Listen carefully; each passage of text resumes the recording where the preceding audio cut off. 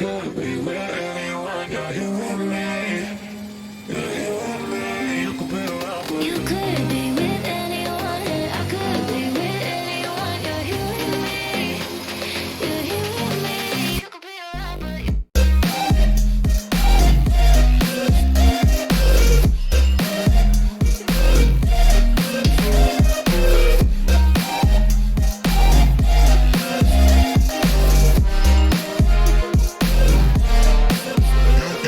You could be with anyone, and I could be with anyone. You're here with me. You're here with me. you could be around, but You could be with anyone, and I could be with anyone. You're here with me. You're here with me.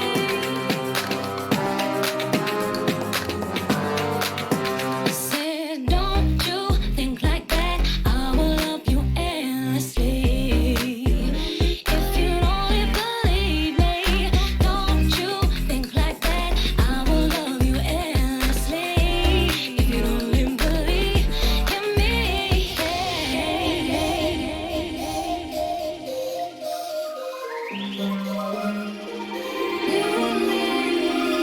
you could be with anyone, and I could be with anyone. You're here with me. You're here with me. You could be around, but you could be with anyone, and I could be with anyone. You're here with me. You're here with me. You could be around, but you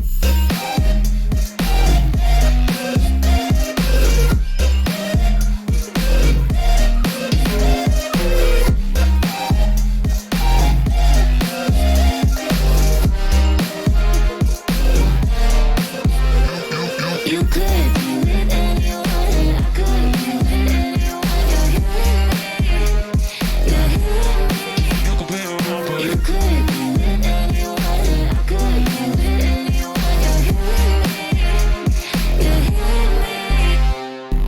You're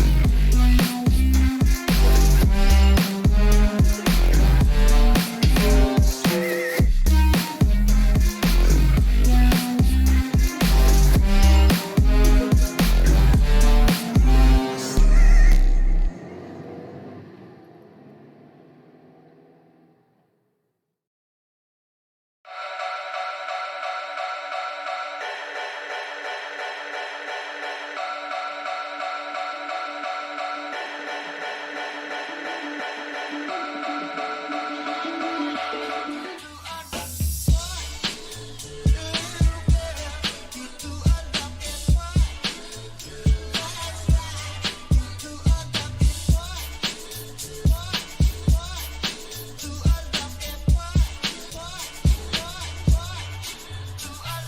me. How's it going, everybody? Welcome back to another stream. Hope you guys are having a wonderful, beautiful day. How's it going, everybody? Welcome back, boys. Hope all of you are having a good one. It is another beautiful day in the motherfucking Shadowlands, dude. Yo, I've been playing so much Shadowlands, it's not even funny. And I've been really enjoying putting the class guide or class overview video of Shadowlands. I enjoyed just getting together with like guildies and dudes I do keys with, and having somebody have like a second look at the classes and putting it together, and like really trying to kind of understand myself to be able to explain to people what's going on. I've been having a lot of fun, man, and I think we're just gonna continue that today. How's everybody doing? Hope all of you are having a good one. Let me get the music back up and running, boys. Hope all of you are having a great afternoon, morning, and or evening. What's up, boys? We got Robert in here. I do, my man. Thank you so much for continued support, dude. Appreciate you, Matukes. We got Matukes in here as well. We got Sevar Kren, Warrior and Rogue Main, Nicholas Rage, the one and only. We got ourselves Turag. Wait, one, is this you? Is this you, the one and only? Is this one? Is this the boy? We got ourselves TJ. We got ourselves Rage Blade, Zug, Zon. Zungard, we got ourselves Afan. How you doing, my man? Nathan, how you doing, my man? Old Kings, how you doing, boys? Welcome back, boys. Hey, man, I'm new here. I love your content. What's up, Nathan? Hope you're having a good one, my guy. Yeah, I think we're gonna just jump in right back into Shadowlands. I actually was in a call with a couple of guildies. We were looking at some classes, Warrior, looking at a little bit of Windwalker. So there's still plenty of classes for us to look at. And there's also still, I love how so many guys, if you guys interacted with it. there's a straw poll still on like the classes you want to see for the next class for Shadowlands. So be sure to vote on a straw poll if you haven't. Let me show you what this thing looks like. It's a poll we did, and so it has all the classes we haven't done so far, except for Druid. Druid just came out today. I had to re-upload that one, so hopefully you guys will enjoy that one. So sorry for the... It was like... So I had the... so the title, I'm pretty sure I had the right title, but it didn't save, and the tags did not save, so I had old tags for... Basically, if you want to have like a video talking about Druids and Shadowlands, you'll put tags Druid, Shadowlands, or something along the lines. It had completely wrong tags, and YouTube was like, hey, this video has exactly the same name as another video. I don't know what's going on. I don't know what you're doing, Dalaran, but I don't like it. And YouTube let me know they didn't like it, so yeah. I had to re-upload it. We're doing results, though. Druid has a lot of... First of all, there's a lot of you guys voting. I'm happy with that, dude. I'm happy with that. But there's a lot of you guys that voted Druid, which makes sense because there's 4 different specs, right? There's a good chance somebody enjoys a portion of those specs. And I wish this was color-coded by the class colors. Like Priest is in red, so don't worry about it. It's not Death Knight.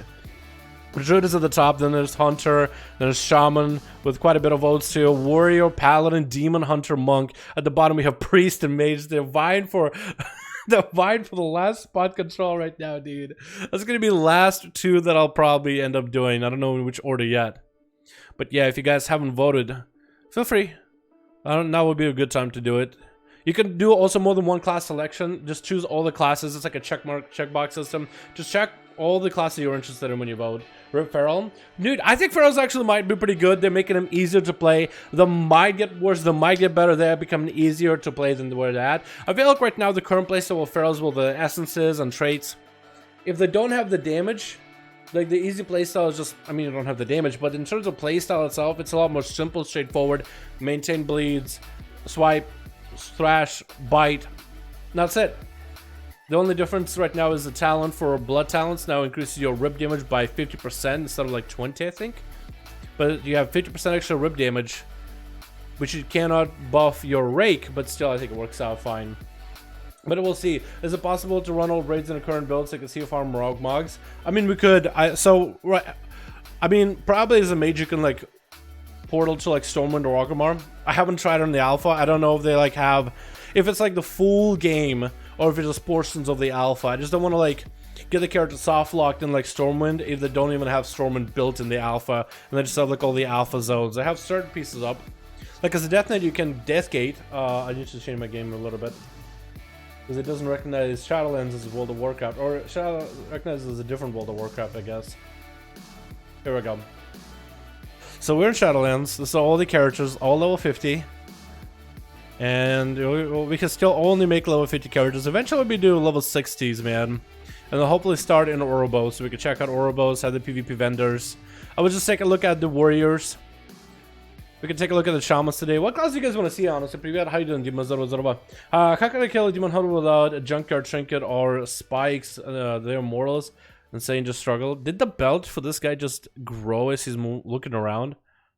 I'm pretty sure his belt just grew huge as he looked around for a sec. Is this normal? Demon Hunters, they're pretty tanky, but they're still leather class. Once they're out of blurs and demon form, they're pretty squish. Oh my god, there you go, boys. Try monk. Yeah, maybe we should do a monk, dude. Sub-rogue, we can take a look at sub-rogues again. I don't think they got a lot of changes yet. Super curious about balance. I actually have a video about Druids up. Let me see if I can find it. Druids in Shadowlands. If I have this video. Yeah, it's live right now. So hopefully you check it out. Here we go.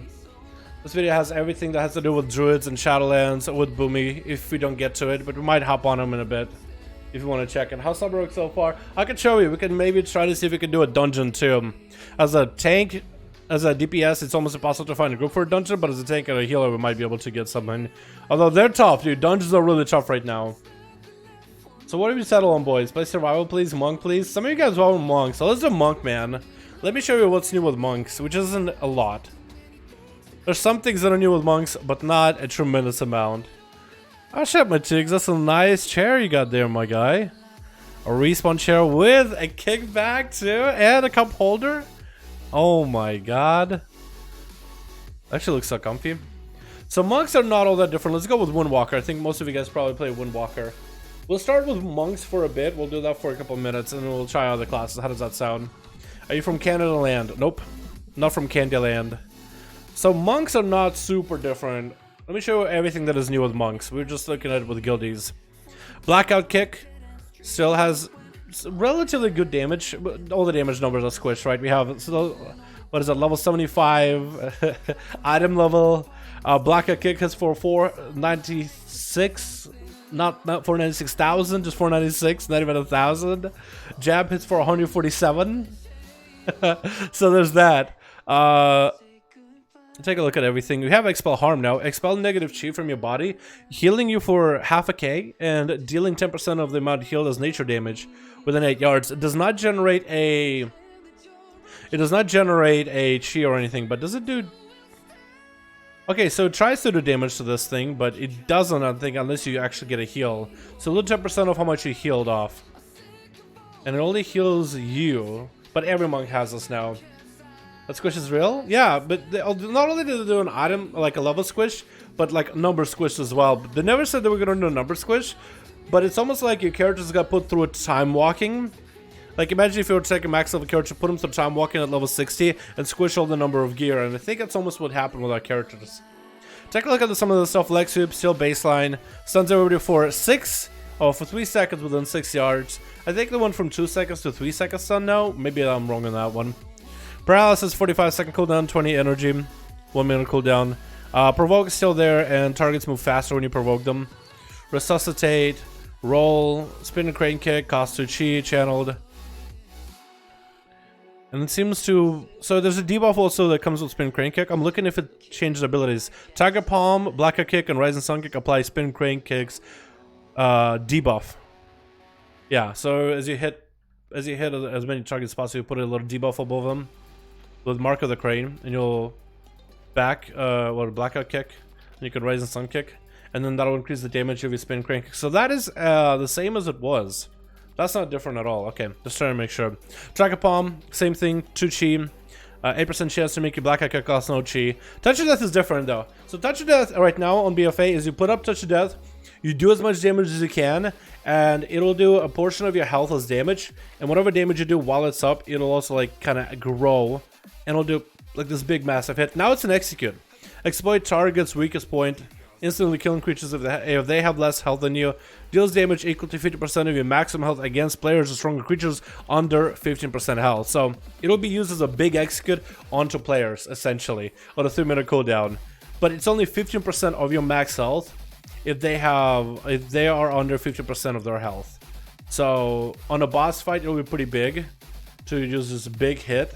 You'll basically use it essentially once in a boss fight, unless like, I don't know, like a 6-minute, and there's a couple bosses, and you'll get one first to low, you'll use a 3-minute cooldown, then you go hit the other boss, and it's about 3 more minutes until you have it back up. So it'll be very in this situation. And I think it's supposed to have an extra bonus for every spec, like when a Brewmaster Touch of Death's an enemy, like in a dungeon, they clear all the stagger, so they can just build up a lot of damage, find a mob that's like super low in health, kill it, and then they continue taking a lot of damage in a dungeon. Healer monks, I think, spawn healing orbs when they touch death on an enemy, so they can use that as like, hey, everybody needs a heal, bam, grab your orbs right now. So it'll be a little bit extra utility. I don't know if that's all fully implemented yet, but we'll have to wait and see. Yeah, and everything else is mostly the same. As for class abilities, there's not a lot new here. Everything still does damage. The one biggest thing that they have not implemented with monks is they did say that you should be able to also use a 2-hander for Fist of Fury, Rising Sun Kick, like be able to change weapons. That still doesn't work. You still cannot Fist of Fury without 1-handers. So hopefully they'll fix it at a later time. But yeah, we'll go to 2 1-handers for now. Alpha Pod, can it have a season DH? Yeah, we might hop on DH in a little bit. Hopefully we're not dropping too many frames, boys. I just had my OBS drop a bunch of frames. 3 mon arenas, healer, 2 DPS, touch of death, target 50%. Yeah, I feel like 2 monks in an arena is going to be deadly. As soon as you get below 50%, both on touch of death, it's going to be basically 100% execute, dude. You also get baseline Fortifying Brew as a defensive. So not only do you have Karma, but you also have Fort Brew. So if you want to play something like, you know, sometimes you feel like you have to play Dampen Harm or Diffuse Magic. If you don't need to, you can just go into Strength for a passive. You have Invoke Zuen as a baseline ability. So Zuen comes out for 25 seconds and it'll just do a shitload of damage. So if I pop Zuen, yeah, he's just gonna start wrecking him. And it does quite a bit of damage, honestly. It hits pretty quick. He also does the Jade Lightning too. Or, I guess, Crackling Jade Lightning as well. So he has like 2 different hits, as you can see. A normal auto attack and like the actual like hit. He does a lot of damage. That's all he does. You know, but he'll cleave enemies around. So that's a 2-minute cooldown. Fairly short, I think. This is the same. This is the same. This is the same. Karma is the same. Absorbable damage, 50% of your maximum health. Redirects 70% of the damage back to the enemy. Yeah. Kept it. Vivify is still there. Afterlife is still there. Combo Strike's still there. Windwalk is still there. So they didn't really get too much new stuff. Some classes have other abilities like learn at higher levels in Shadowlands. Talents the same? Okay, so these are the talents. First row, the same. Second row, I think, is the same. You guys correct me if you're not. Level 30, Ascension, still the same. Fist of Fury, Fist of Wild Tiger, I believe, is the same. Energizing Elixir, still on the GCD if you're a Windwalker main. So I talked to a Windwalker, he said, probably not going to end up playing it. Then level 35, everything is the same here. Level 40, same. Level 45 hit combo versus Jade Lightning, Jade Wind versus Dance at GG. So this is the trait in BFA right now, where spending chi has a chance to make a spin and crate kick free and cost no chi. So if I were to, let's say, just build up common points, or chi, and just spend it. Whenever I spend chi, I have a chance to make my next spin and crate kick go from, I don't know, like it says right now, 432 damage. So it goes from 400 to, it's like 200% more. Hopefully we'll get the buff. There we go. So it goes, and it doesn't actually show up as a buff. Deals 2 additional damage. So I don't think it's working properly. It says it deals 2 additional damage. I'm pretty sure it's supposed to do more, but it's there, so you'll be able to use it. Yo, Lightbill, how you doing, my man? How are you today? Doing pretty good.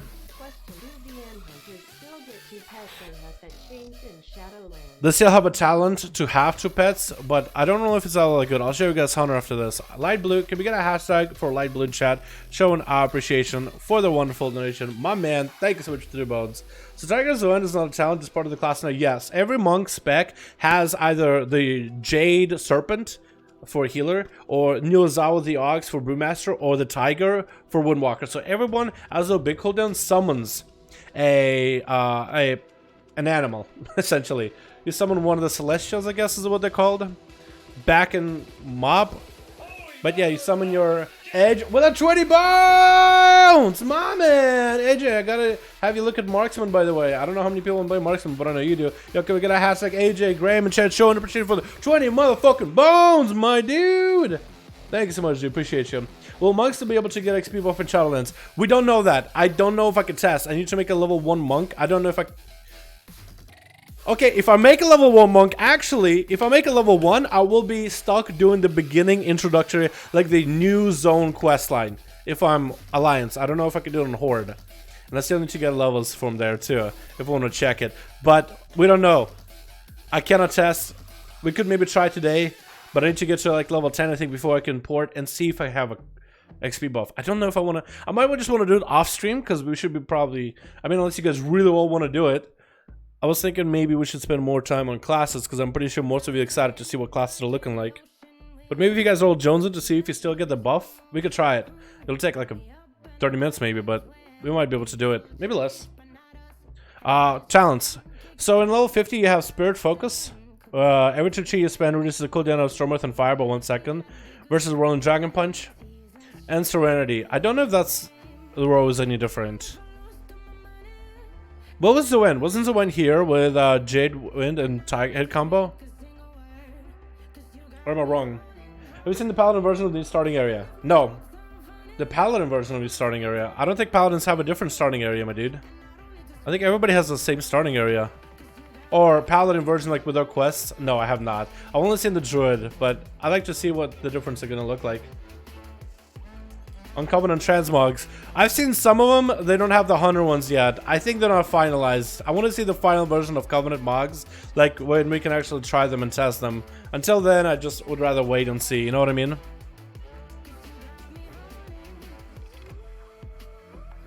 It'd be great if you could see like the full sets and appearances for Covenants, but I wonder if they'll let you do that.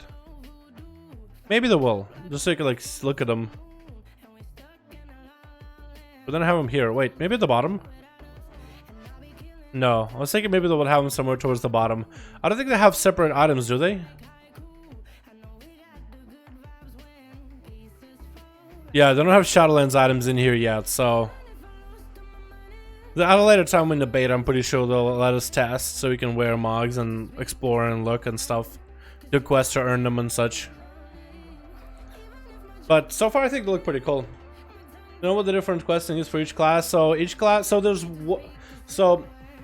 one new zone that they added called Exile's Reach, and depending on your class, it is slightly different. So there's like a little training segment where you train with this like ship captain that like basically is like this NPC like guides you through the experience, sort of, kinda. And if you're a druid, they'll basically be like, spam Wrath, remember to refresh Moonfire, that's about to fall off, continue hitting Wrath as like your basic rotation. Pretty sure for rogues it'll be like, build calm points, eviscerate, you're full of calm points. Or as a paladin, you're full of holy power, Tempest Verdict. You know what I mean? And then there's gonna be different like allies that you get to rescue depending what class you're. If you're druid, you go into the spider cave and you rescue this druid out of the cave. And then you just basically have a similar experience, same experience I think as everybody else after. So it's slightly different depending on class. I've only seen the druid side. I did not know there was that much difference between rogue, paladin, or any of the other classes. It might be slightly different. Maybe like the NPCs and where you rescue those NPCs might be different, but we'll have to wait and see. How do you think this will affect Windwalker considering the need to use different ability every GCD? So Windwalker playstyle, because of the GCDs, yo, this actually is one of the best feeling classes in the game. The playstyle is actually super fun. Honestly, I mean, normally you would just want to be like, if you're so used to, let's say, like rogue, right? You would just spam Sinister Strike until you have full comp points and eviscerate, or like you would mutilate until full comp points and envenom.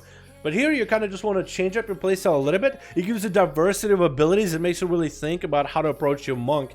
And when you get used to the fact that you don't want to copy abilities, it really feels smooth and it does a lot of damage. So you'll jab, and since I don't want to repeat jab, I can maybe hit Chi Wave. If I talent into it, then I can jab again. Now I have enough for Fist of Fury. Then I can maybe jab to get a Rising Sun kick going. Now I have jab and Whirling Dragon Punch, and jabbing to make sure I'm not full of energy. We got a blackout kick just to make sure we do not cap it on Chi. Rising Sun kick back up, blackout kick. Jab will blackout kick into Fist of Fury since blackout kick reduces cooldowns of certain other abilities. We got ourselves the kick back up, so we'll use the kick. We'll jab, then we'll use Chi Wave just as a filler. And we have Whirling Dragon Punch back up. We'll blackout kick since we have almost too much Chi. Now we're kicking. So you're managing your Chi and you're managing your energy, and you're just trying to make sure you're not overcapping on either one. And it's actually so enjoyable once you get into it, because just this playstyle alone makes the class and the spec feel super smooth. And maybe there is some sort of like a flow to it, but I haven't been playing Windwalker enough. But I know that this spec does quite a bit of damage. Like, out of all the alls that I have on BFA, this one is the one I got to max level at a later time. I boosted through the Shadowlands thing, but it does so much damage and it feels super good to play. You know what I mean? Sometimes you feel like sometimes it feels like you gotta play the rotation super perfectly. You can't like really take it at your own pace. You can't really. You always have to be spamming an ability. It's always have to be like down to the global. You have to make sure there's always a button being pressed at all times. But with Windwalker, I never really had that as a feeling. Like, you can kind of take it at your own pace in a sense with the spec.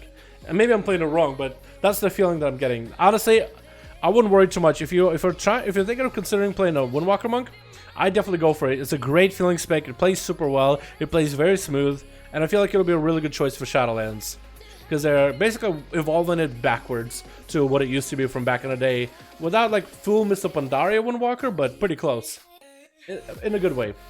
See, Demon Hunters limited in their AoE. Yes, we can. Okay. We checked out Monk. Do we want to see Tank, Healer, or do we want to move to another class, boys? Because we can move on and check out spec by spec. We can check out Demon Hunters for a little bit. I can show you what they're like. Or do you guys want to see more of the Monk, like Brewmaster, Healer? What are you feeling? Do you know if there's a Covenant abilities that will affect hit combo? If the Covenant abilities will... That's a good question. I have no idea. They probably will, because a lot of abilities do play into the playstyles for a lot of these specs. I'm looking at Shamans. We can look on the stream, but I have looked in my free time. What class should we check out, boys? More Monk with Tank and Healer? My music? Music is good. Let's really look for another class. Demon Hunter, Shadow Priest, Hunter, Affliction. I could show plenty of Affliction. DH, tank, please. DH, Miss Viewer. Music? Hello. Okay, music is back, I think. I hope. I think we're good. Oh, come on, music.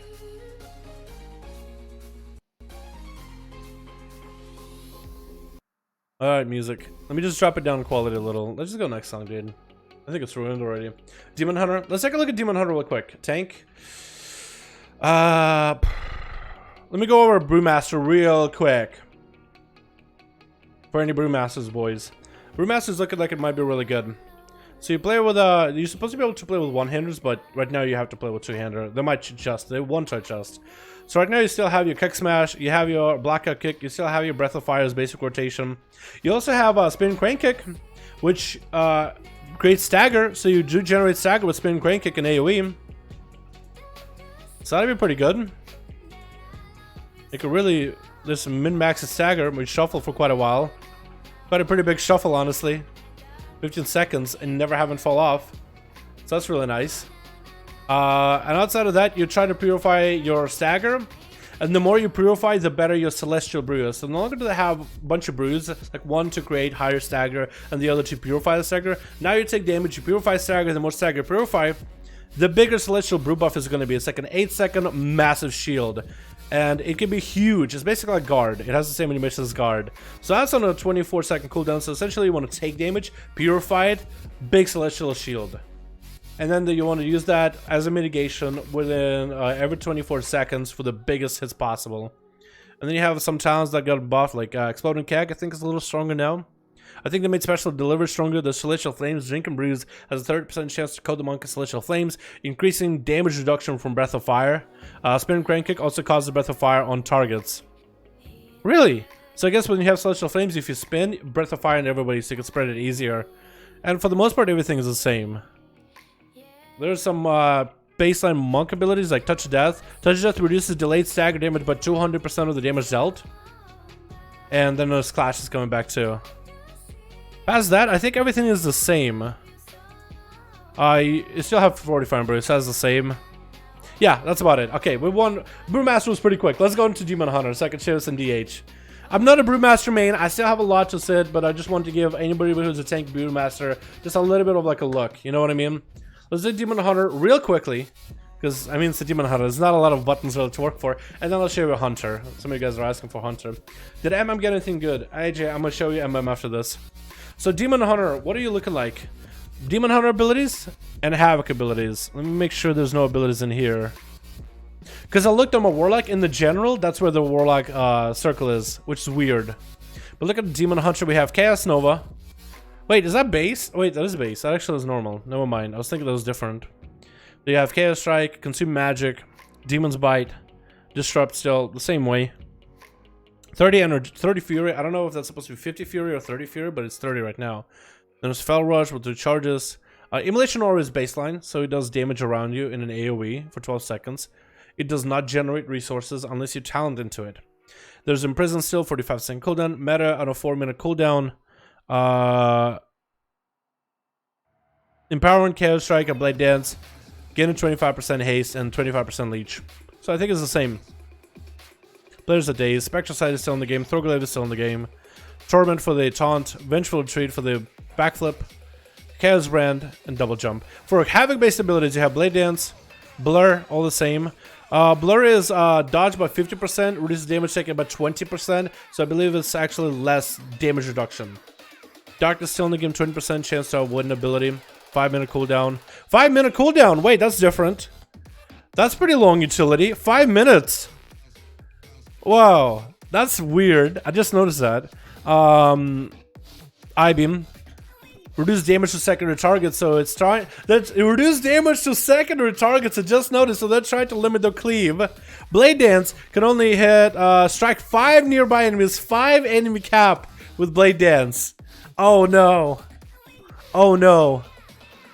Shattered Souls does the same thing. Understated Fury, increasing your maximum Fury. Metamorphosis rank 2. When you activate Metamorphosis, cooldown of I-beam and Blade Dance is immediately reset. So this is a trait baked into like a rank 4 Metamorphosis, essentially. Yeah, this is interesting. Now, tell me Demon Hunter is good. I think they're still going to be good, but yeah, Darkness being a 5 minutes, it's going to be massive nerf. I'm pretty sure Blur is less damage reduction, and the cap on AoE might make Demon Hunters pretty interesting, to say the least. Talents, we got us still Blind Fury. IBM generates 40 Fury every second, and duration increased by 50%. Demonic Appetite, Chaos Strike has a chance to spawn with a less Soul Frag, but let's play with that for now, because I'm so used to it. Up to a maximum of 15 seconds. Wait. Soul Fragments grants 30 Fury and reduces the remaining cooldown of I-Beam by 2 seconds. So, Soul Shards you collect while Demonic Appetite reduces the cooldown of I-Beam. So it's baked as a trait into Demonic Appetite. And then this, Demon's Bite has a chance to reset cooldown of Fellblade. I don't know why my UI is like freaking out, but that's nothing new really. Insatiable Hunger. Demon's Bite deals 20% more damage and generates 10 additional Fury. Up to 10, so it's kind of randomized. Doom Blade does shadow damage and 60% chance to deal shadow damage, generate Fury. Burning Hatred Demolition Aura generates 80 Fury over 12 seconds. We'll go with that since we're so used to it. But it's baseline Demolition Aura does not generate any Fury whatsoever. Trail of Ruin, you'll slash Fire Slash or Blade Dance inflicts additional damage over 4 seconds. So again, it's capped based on Blade Dance, only 5 targets. So only 5 targets will get hit by Trail of Ruin, which is a bit of a bummer. Fell Mastery, your Fell Rushes doesn't have any cap on targets, so maybe Fell Mastery to get through a lot of enemies. Oh, Fell Barrage, 1 minute cooldown, 2000 chaos damage to 5 enemies within 8 yards. 5 enemies. You have a target cap as a Demon Hunter now. Oh my goodness. I'll upload this video. I'll make a whole separate one on like classes and such, Samuel. Right now we're just taking a look, but I will make a whole separate detailed discussion. But the whole VOD will be uploaded to the channel. Yeah, it goes up automatically if you want to check it back later. Level 35, we have Soul Rending. Leech increased by 5%. 5%. Only 5. Not 10 or 15 or however much is it alive. Only 5. Get additional 25% Leech while Metamorphosis is active. So Meta is going to be huge Leech. So right now Meta is what, 25%? So 50% Leech with Demonic. But no Meta, very low Leech. Desperate Tactics. Blur reduces damage taken by additional 10%, so it goes from 20% reduction to 30%. Additionally, you automatically trigger Blur when you fall below 35% health. This effect only occurs Blurs are not on cooldown. And then another walk. 3-minute cooldown. Immune to damage, but unable to attack. I think that's the same. Then level 40, we have Sacrilegious Hatred. When Chaos Strike refunds Fury, it also reduces Metamorphosis cooldown by 4 seconds. First Blood, which is what everyone plays now, reduces the Fury cost of Blade Dance. Increases damage to 475 against the first target struck. Or Essence Break, which is a little different. 20-second cooldown, no cost. Slash all enemies in front of you for chaos damage. And increases the damage of a Chaos Strike and Blade Dance to them by 40% for 8 seconds. So that's a little bit different. I want to see if that looks any different. Yeah, let's see what this looks like. We just slash. It doesn't have any special animation. He just does like a little slash. But nothing special. I mean, it's only 20 seconds and it has no cost, so maybe that'll be good in the future. Level 45, Talents, Unleash Power removes Fury cost of Chaos Nova and reduces cooldown by 33. Master Glaive gives you 2 throw glaives, 2 charges of it, and ensnares target by 50% for 6 seconds. Our Fell Eruption does a bit of chaos damage for 10 Fury, 30-second cooldown, season for 4 seconds. Then level 50, you have Demonic. I-Beam causes you to enter demon form for 6 seconds after it finishes dealing damage. 6 seconds. Is that the same as live? Or you have Momentum. Fell Rush increases damage done by 15% for 6 seconds. Vengeful Retreat's cooldown is reduced by 5 seconds, and it generates 80 Fury over 10 seconds if it damages at least one enemy. Or Nemesis, which is 20% damage increase for a minute. Increases damage you inflict against the target by 20% for 1 minute. When the target is slain, you'll inflict 20% additional damage against all creature types, matching the original target. Whole minute. 20% damage increase for a minute. Live version is 8 seconds, so they reduced Demonic by a hair. Is this better? Is Nemesis stronger? Whole minute. Is this new? Nemesis, boys. Is this new? This is different. Isn't it like 30 seconds or 20 seconds on live? Man, the stream is dropping frames from time to time. Sorry about it, boys. Nemesis is the same. Okay. Doesn't this have a reduced duration in PvP, though? I could be wrong about that. No? Okay. So I guess you would want to play Demonic. Maybe Momentum might be a little stronger now. The Demonic doesn't have nearly as long as of a... but maybe Demonic Appetite with Demonic might be a better play style. So how would you play this as a Demon Hunter at this point, boys?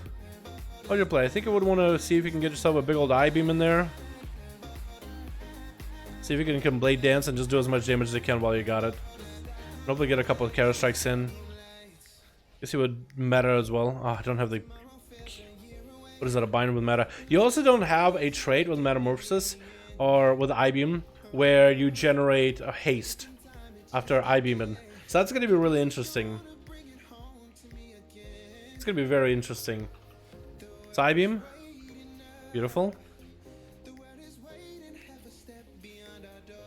I think the spec is still going to do a lot of damage. I mean, the 30-second duration...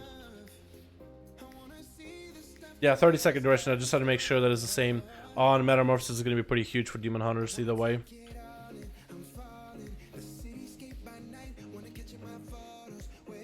Still can get the big old I-Beam rolling.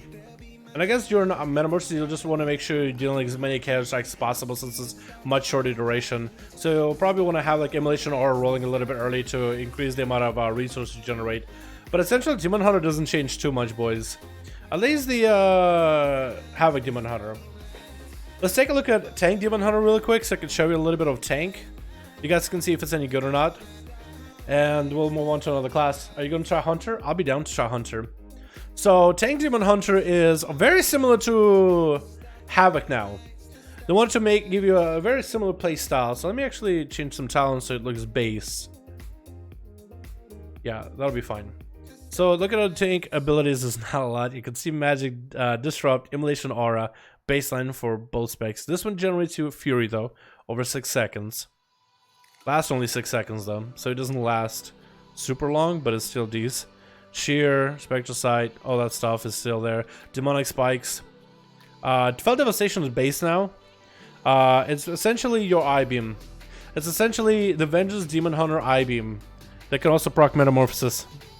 Like Demonic.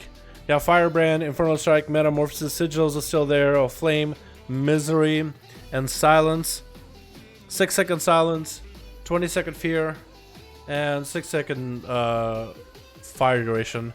Soul Cleave is still in the game. Throw Glaive is still in the game. Demonic Words, Tattoos reduce all damage you take by 50%. Mastery is here. Shattered Souls still in the game, and Thick Skin. I think it's... So they separated Thick Skin and Demonic, but it says to this, you have the same buff of like extra stamina, extra armor, and you reduce all damage taken. I think this used to reduce magic damage, but now it's all damage, so it might make him a little tankier. So this will have quite a bit of health in the alpha. And if you were to do talents, you still have Abyssal Strike, Act as a Flame, Fell Blade, level 25, Feast of Souls, Fallout, and Burning Alive. Level 30, Infernal Armor to give you armor when you immolate a Shannara. I think it's like a trait. So you could take it, or go Charred Flesh. Firebrand increases the fire damage deal, or Spirit Bomb, which is going to be extremely strong. Every Demon Hunter loves it. 35, you can go Soul Rending, where Metamorphosis gains extra leech and you have base leech, or Feed the Demon, so Consuming Souls, you get back your spikes faster, or Fracture, which every Demon Hunter goes Fracture essentially. Level 40, you have Concentrated Sigils, Quicken Sigils, or Sigil to Chain, which is great for control. Level 45, Void Reaver, Demonic, or Soul Barrier, and Demonic seems to be the way to go from what I've been told. Level 50, you have Last Resort to have a cheat death. Ruinous Bulwark, which Fell Devastation heals you for additional 15%, and 50% of its overall healing is converted into Absorb Shield. Normally, Fell Devastation deals 1,000 fire damage and heals you for 2,000. So here it increases the amount of healing it does, and overhealing creates a shield too. Or you can do Bulk Extraction. Demolish the spirit of all around you, dealing fire damage to nearby enemies and extracting up to 5 lesser soul fragments, drawing them from your immediate consumption. So this could be like immediate soul consumption if you ever need it on a cooldown. But essentially what you'll do as a Demon Hunter tank is you'll leap in, you'll generate some soul shards, you'll go for a big old Fell Devastation, and then you'll start using Spirit Bomb when you can. Actually, I need resources to use Spirit Bomb. And there you go. And then you'll try to maintain your fire damage. You'll try to maintain Immolation Aura. And you'll just try to do as much damage as you can. So essentially, you're very much like Havoc Demon Hunter in the same style. You build up Fury, which also you have Fury, you don't have Pain anymore. So same resource. And you'll do leaps in order to refresh your sigils. you'll try to get Spirit Bomb, and you'll do as much damage with it as you can. The more fire damage you do with this, the more healing you do as well. And then from time to time, you'll be able to pop Fell Devastation, which you can use on targets or on a boss. And all the healing that it does, and I guess with this talent, overhealing it does, is also going to create a shield. It's pretty decent shield for the health pool. So essentially, Havoc and Vengeance become very, very similar in the playstyle. You're about getting in there, building Fury, popping your Eye Beam or Fell Devastation, activating Metamorphosis, and then you can pop meta if you need to. But it's more a defensive class where you pop meta defensively rather than offensively. Different name, huge deal. Look, I say we covered not a lot, like Monk and Demon Hunter. Alright, boys. What class do we do next? What class are the ones you see on the list? Actually, that's everybody. Besides Demon Hunter, I guess that'll work. Should we take a look at next? What are you boys feeling? But if you guys done over Tumba. How do my man? Hope you're having a good one. Chibo would be good to cover. Yeah, I can take a look at Shaman. There's a lot of stuff to cover there. Hunter, Warlock, Warrior. Affliction, Warlock, Hunter. It's kind of a lot of hunters here. Paladin? Paladin is an interesting one. Paladin is very interesting. Hunter, Warrior, Warlock. Oh my god, it's all over the place. Malefic Rupture? Yeah. There's a Warlock. I can show you what that looks like. Yeah, there's a bunch of you. I see a lot of hunters though, so let's go to the Hunter. I'm going to show you where hunters are at, and I'll get through them pretty quickly. I probably should put like a timer on myself, like a 10-minute timer, and try to show you as much as I can of that class within 10 minutes or something, right? Should we do that? Timer? Put like hold on, timer 120. Okay, timer. So 120 is 2 minutes. How many seconds are there in 10 minutes, guys? How many minutes are in how many seconds are in 10 minutes? So if I do this timer and plug in the amount of seconds to give me 10 minutes, so it's 120.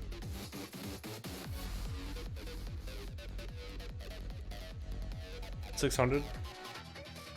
Yeah, you're right, actually. Perfect.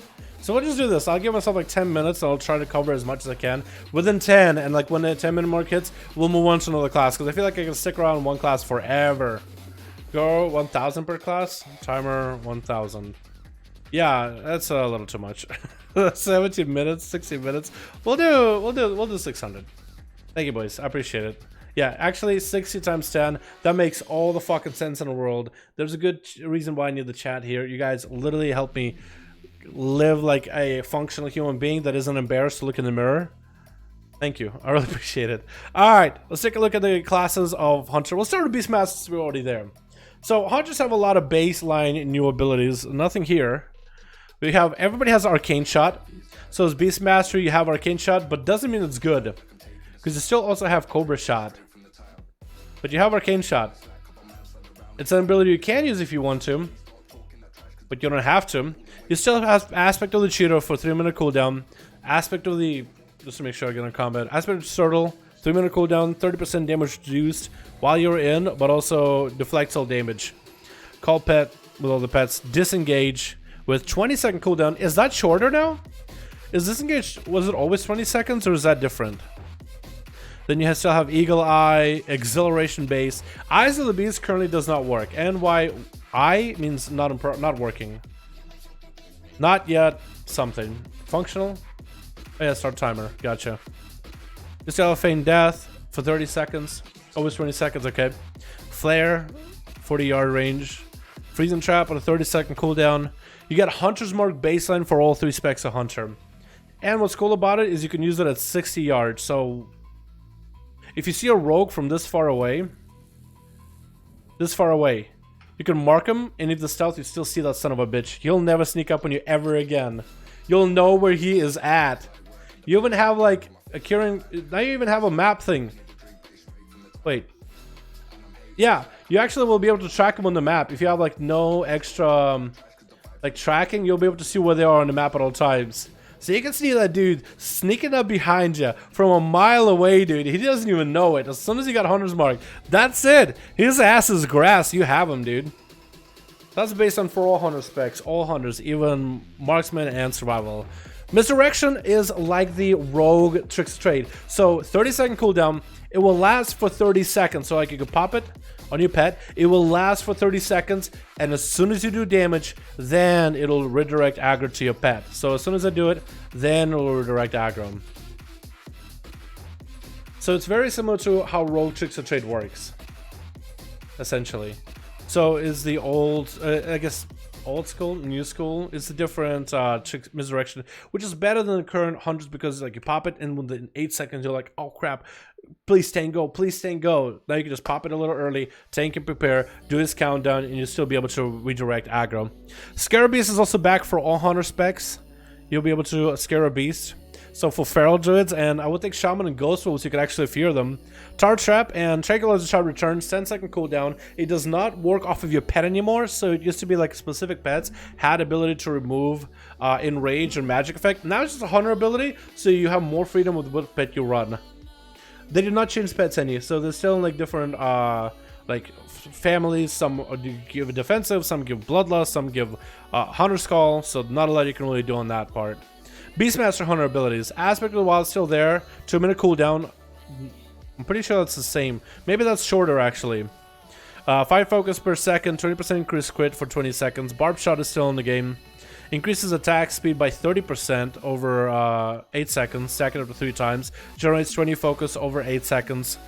Bestial Wrath. 1.5 minute cooldown. 25% extra damage to you and your pet. And there's an extra talent. Reduces... Bestial Wrath remaining cooldown is reduced by 12 seconds each time you barb shot. Then we have Blood. That's our talent. We'll talk about later. Cobra Shot does a bit of physical damage and reduces kill command by 1 second. Concussive Shot is still in the game for that slow. Steady Shot will increase the duration of Concussive Shot on targets. Now, Beastmaster doesn't have Steady Shot, but certain specs have Steady Shot. Like Survival and Marksman, which is weird for Survival to have it, but I'll explain later. Counter Shot still in the game, 24-second cooldown.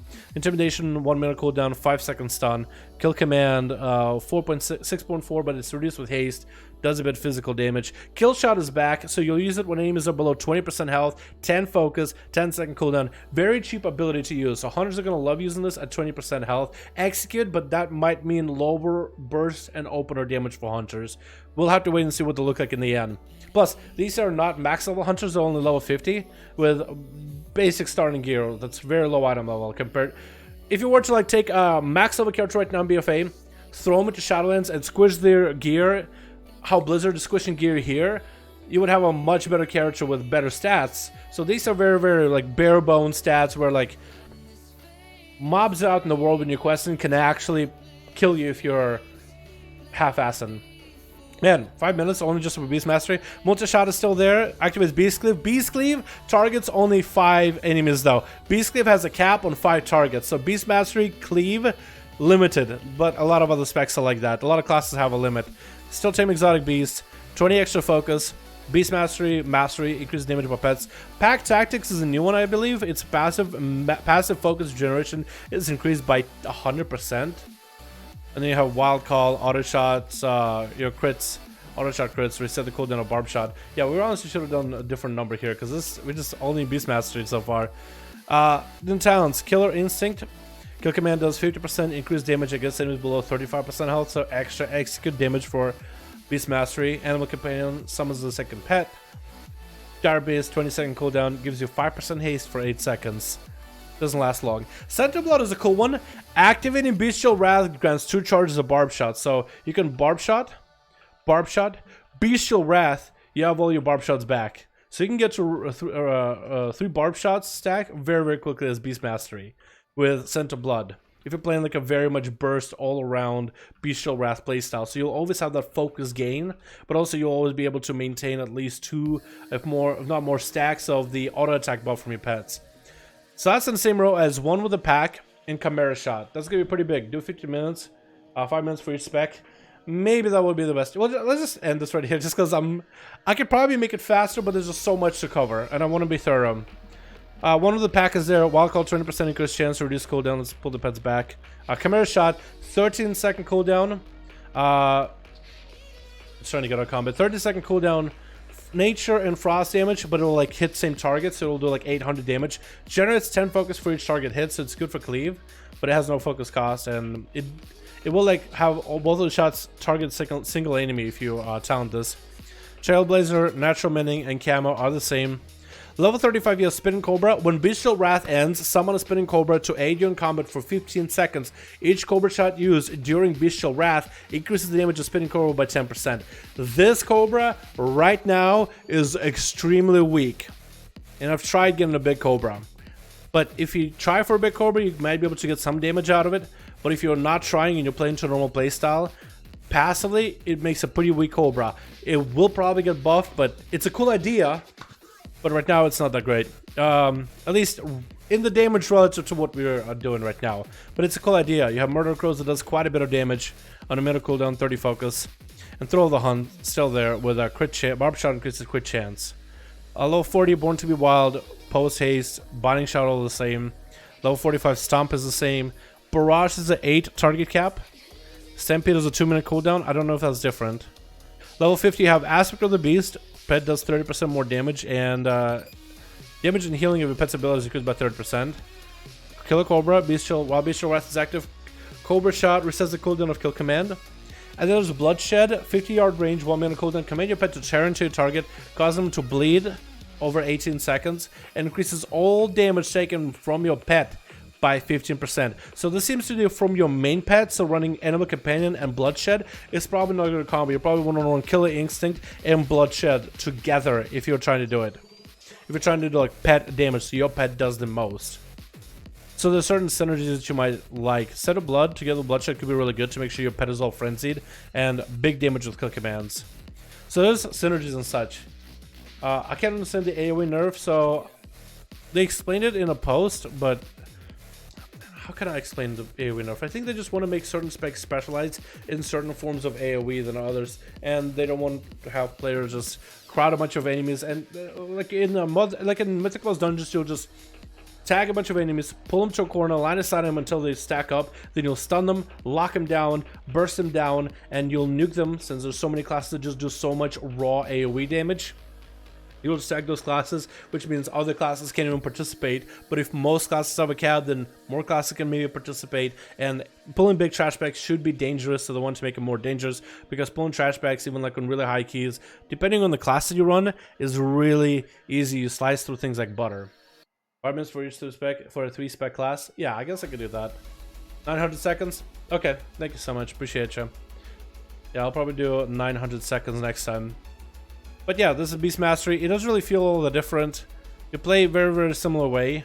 But I like the little synergies with Scent of Blood, Spinning Cobra, Bloodshed. I've been trying these abilities, but I think you're still gonna play Aspect of the Beast most likely, because that's good old. Scent of Blood is really strong for now. And I guess you can go with Killing Instinct for a moment. But I guess it doesn't really make too much of a difference. But Killer Cobra together with Spinning Cobra I think would be really strong, and Animal Companion. That could be a really cool combo. Because Killer Cobra synergizes really well with Animal Companion. And you're going to be using Cobra Shot, Kill Command. Cobra Shot, Kill Command. Cobra Shot, Kill Command. And with Scent of Blood, it'll give you a hell of a lot more barb shots if you need them. But that'll be like a really good combo to go together. Or if you don't want to do that, Murder Crows, Killing Instinct, or Bloodshed with Killing Instinct could also be really strong too. So there might be some synergies, but we don't know how good the spec is going to be overall. Alright, Marksman, let's take a look at MM. AJ, I'll need your help here, because you actually play MM. Not a lot of people do. MM, I would say, is the one spec in the game that feels the best with focus. Your basic abilities, you have everything the same as every other spec. You do have Steady Shot, that's the only difference. So you have Steady Shot, will just use it while moving, generates 10 focus. Your Marksman abilities are going to be Aim Shot, 10-second recharge, 2 charges, does quite a bit of damage. Just take all middle talents plus Stomp. You think so? I might try it. Well, actually, let me try it real quick. So I think there was a bit of delay with the chat. I'm actually interested in what you mean by that. Take all the middle talents and Stomp. One with the pack, Natural Mending, Throw the Hunt, and then Stomp with Killer Cobra. That? You think that'd be a better combo? Not Scent of Blood? You don't like it? I mean, I guess that could be really good. You don't want to go Spinning Cobra? Because I think that synergy would be also really cool, but maybe you're right. They're doing it. Thank you. Let me contemplate, show some marksman. Gonna see the kill shots and give a fuck about damage. I really want to see the graphic. Okay, well, I can go maybe kill some Windows marksman. So what does damage look like actually as Beast Mastery? I guess you would pop everything as you can. Make sure there's a marked shot. And you would go for kill command, Cobra shot, kill command, get the refresh barb shot, kill command. Let's barb shot again just to get a full buff. Kill command if you can. I guess that would do quite a bit of damage. If it was better at Beastmaster Hunter, then I probably could manage this a little bit better. Oh wow, you actually get your wow, that's actually procs quite a bit. Barb shot. It procs quite a lot. Kill command? Guess I should barb shot if I have nothing else to do, right? I'm trying to maintain it like as a buff, so I'm trying not to waste it. Unless it gets like overcap, when it's 2 stacks, then I might as well use it. Because the energy regen it has is pretty good. Yeah, wow, that actually feels really good to play. That actually feels insanely good to play. Wow, I like this a lot. We're gonna pop full CDs here. Wait, I probably should have done Bestial Wrath, then kill commanded, but it's fine. I actually like this playstyle a lot. It's very, I'm very starved on focus, but it feels really good to play. I'm actually gonna take this out and kill some ads a little bit later. Yeah, that actually feels pretty good. Holy shit. Thank you so much. Oregon 100 Fantasy feels kind of kinky. Yeah, kind of. Imagine having like a imagine having another human. You're a human with like a bow, and there's another human with a collar around them, and you're like, get him, boy, and then run in and attack him. Yeah, that would feel pretty weird. so naked dude out in the woods with a bunch of other naked dudes who are attacking people with their teeth and nails. Binding shot is baseline for marksman, so they didn't add him a stun, but a binding shot is baseline, and it looks a little different. It looks like a Genji Overwatch ability or whatever. It's like when you do the scouting arrow, it'll like pulsate to find enemies, except it just binds. Bursting shot is still in the game for the knockback. We have concussive shot, counter shot, kill shot. God, I really want to show you guys kill shot. Can I survive this fall here? Am I good enough to survive a fall? It's a little far. It's a little high up. I just want to show you kill shot. I have a couple of these tomes, so I can show you some, I think. No, let's do this. There's actually a... let's not die. Let's not kill ourselves. Not completely. It should be Hansa, basically. There is a platform here that takes you downwards. So this is like an area called Hero's Rest. It's just like up in the air. It just kind of floats in the sky, and there's some trained dummies that I found that are really, really cool to like just do stuff with. But then there's a bunch of like birds over here, so we could try and show you kill shot there and everything. So kill shot for marksman and beastmasters does quite a bit of damage, but also survival hazard as well. Let me show you what it looks like. If I can hopefully get these guys low without killing them. Okay, they kind of die pretty quick. What about just one aim? Well, I just arcane shot him for a little. Okay, got him low. Maybe auto attack. I'm gonna take him into the yeah, here we go. I'll take him into the shade so you can see it a little bit better. Yeah, freeze him. So this is what a kill shot looks like. I think it looks pretty cool. It does a lot of damage relative to all the other hunter abilities. It does a lot of damage. All right, back to marksman. Multi-shot is still in the game. Rapid fire is still in the game. Usable while moving, generates additional focus. True shot, 2-minute cooldown. Reduces the cooldown of rapid fire and aim shot. Causes aim shot to cast 50% faster. Lone wolf is still there. When you don't have a pet, you do 10% more damage. Mastery with sniper training. It looks like piercing shot. Kind of, yeah. Kind of. It looks really cool. Top of the right map, is this a sanctum? Yeah, that is the sanctum, at least in hold. However, I cannot go there as of right now. You have to have a flight path, but to get a flight path, you have to have done the quest line to go there. So you need to complete like a full quest line starting. I just went from the starting zone all the way to Hero's Rest. And Elysian Hold has level 60 trained dummies, which I'll be missing all the time. So these are the best ones in Hero's Rest if you're looking for dummies.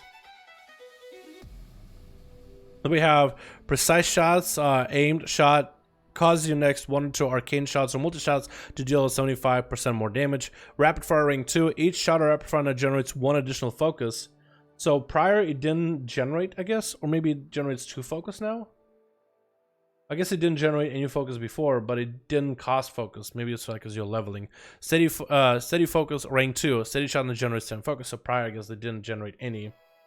Trick shots. When multi-shot hits 3 or more targets named aim, next aim shot or rapid fire will ricochet, hit up to 5 additional aims for 50% of the damage done. Essentially. It's precise shot baseline now. Precise shot. You have aim shot, rapid fire, Steady Shot, Arcane Shot,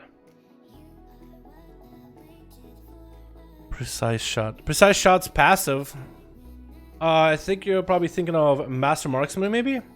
But Precise Shots, I think that's been passive from the last... I think it's already been a passive though, hasn't it? When you aim shot your next... No, that must have been a passive, because every time in BFA you aim shot, your Arcane Shots or multi-shots glow and they do more damage. At least I guess they do more damage. I don't think that's new though. Travel Warrior? Okay, I could do Warrior after this maybe. And in terms of talents, you have quite a bit of changes. Level 15 Roll Master Marksman aim shot has additional 25% chance to crit.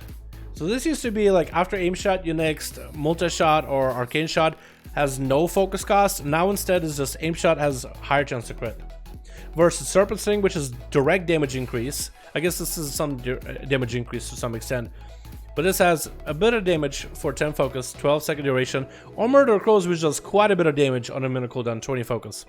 Level 25, you have Careful Aim. Aim shot deals 50% bonus damage to targets above 80% and below 20. Barrage is 8 targets.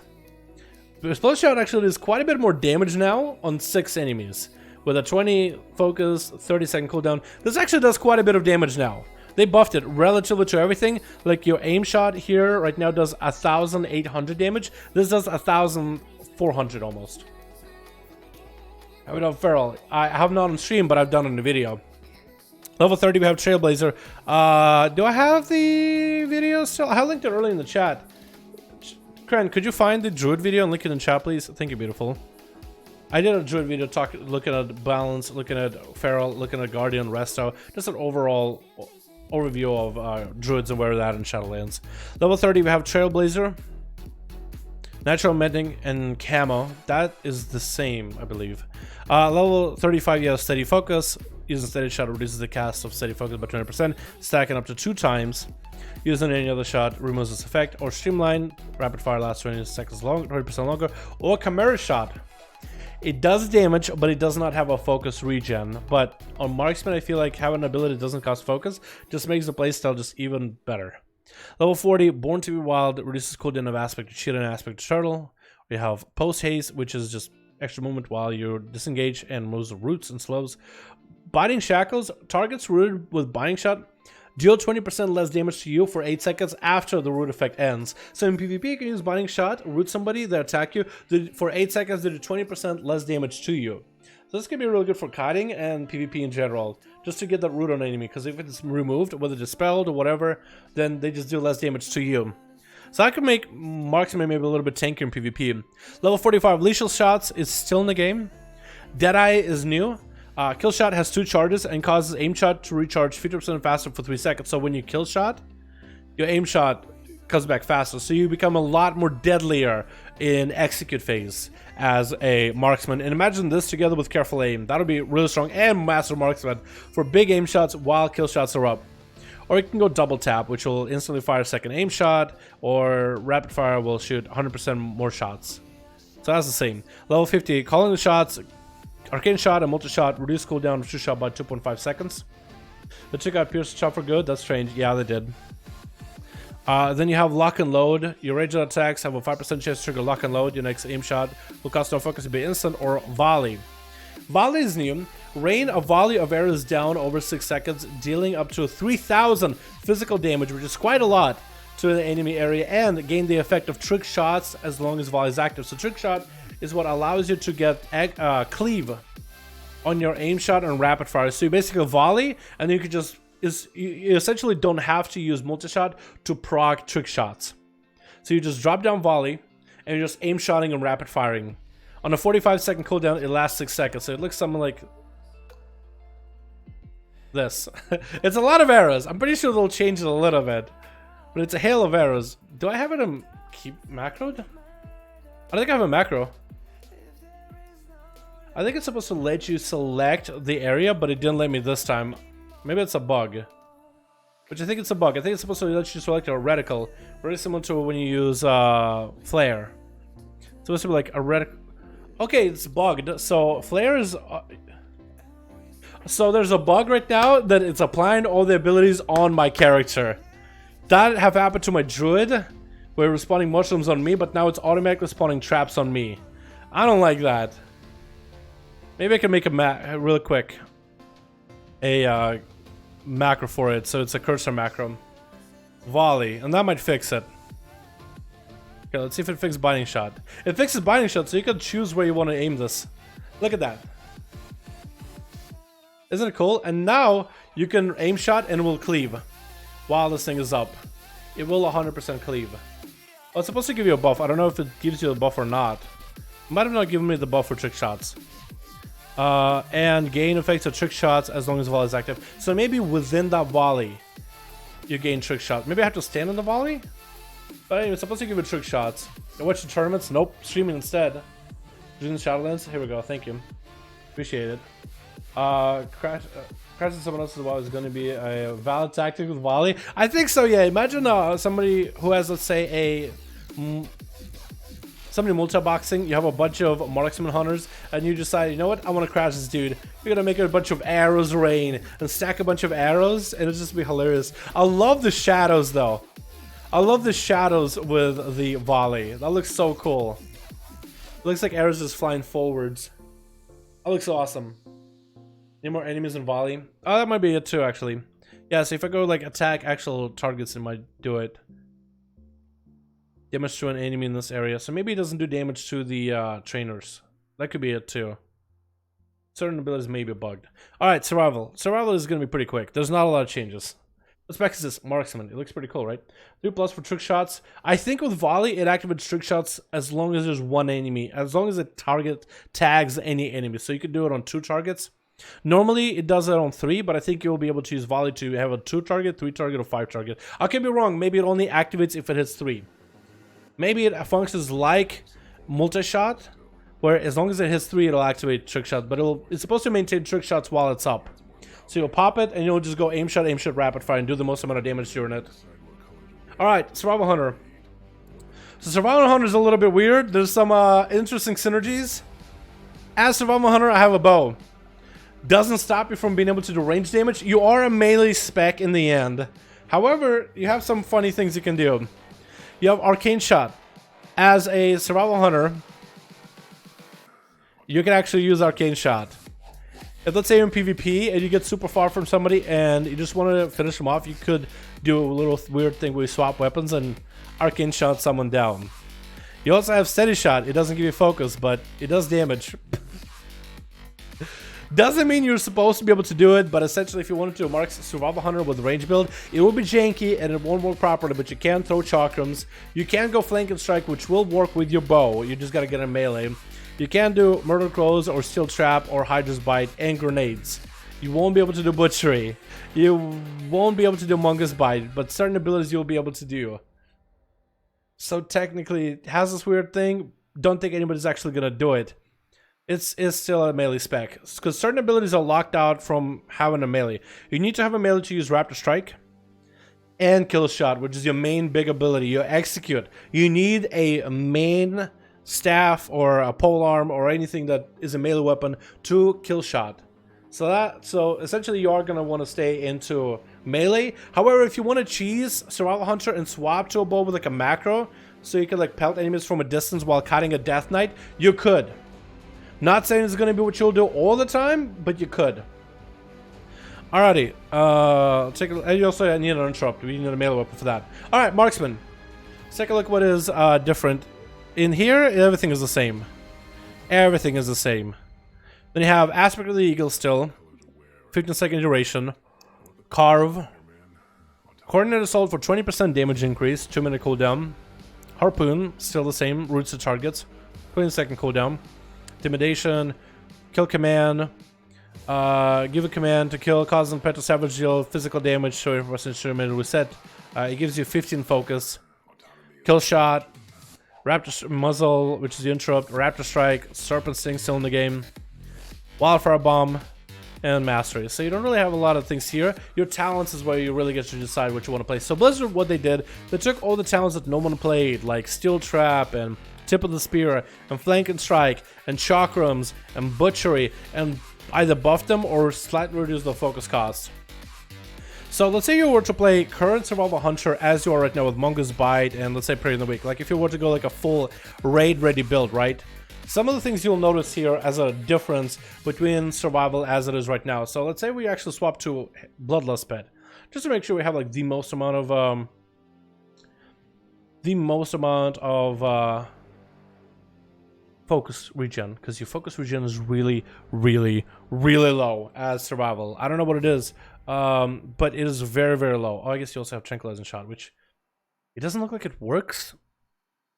Wait, if I put up a bow, does it work if I put up a bow? It works if you put up a bow! Blizzard! Oh, they gotta change that. You need a bow to use tranquilizing shot as survival? What? Uh-oh. I was wondering, why is this grayed out? Huh. I don't think that's how it should work.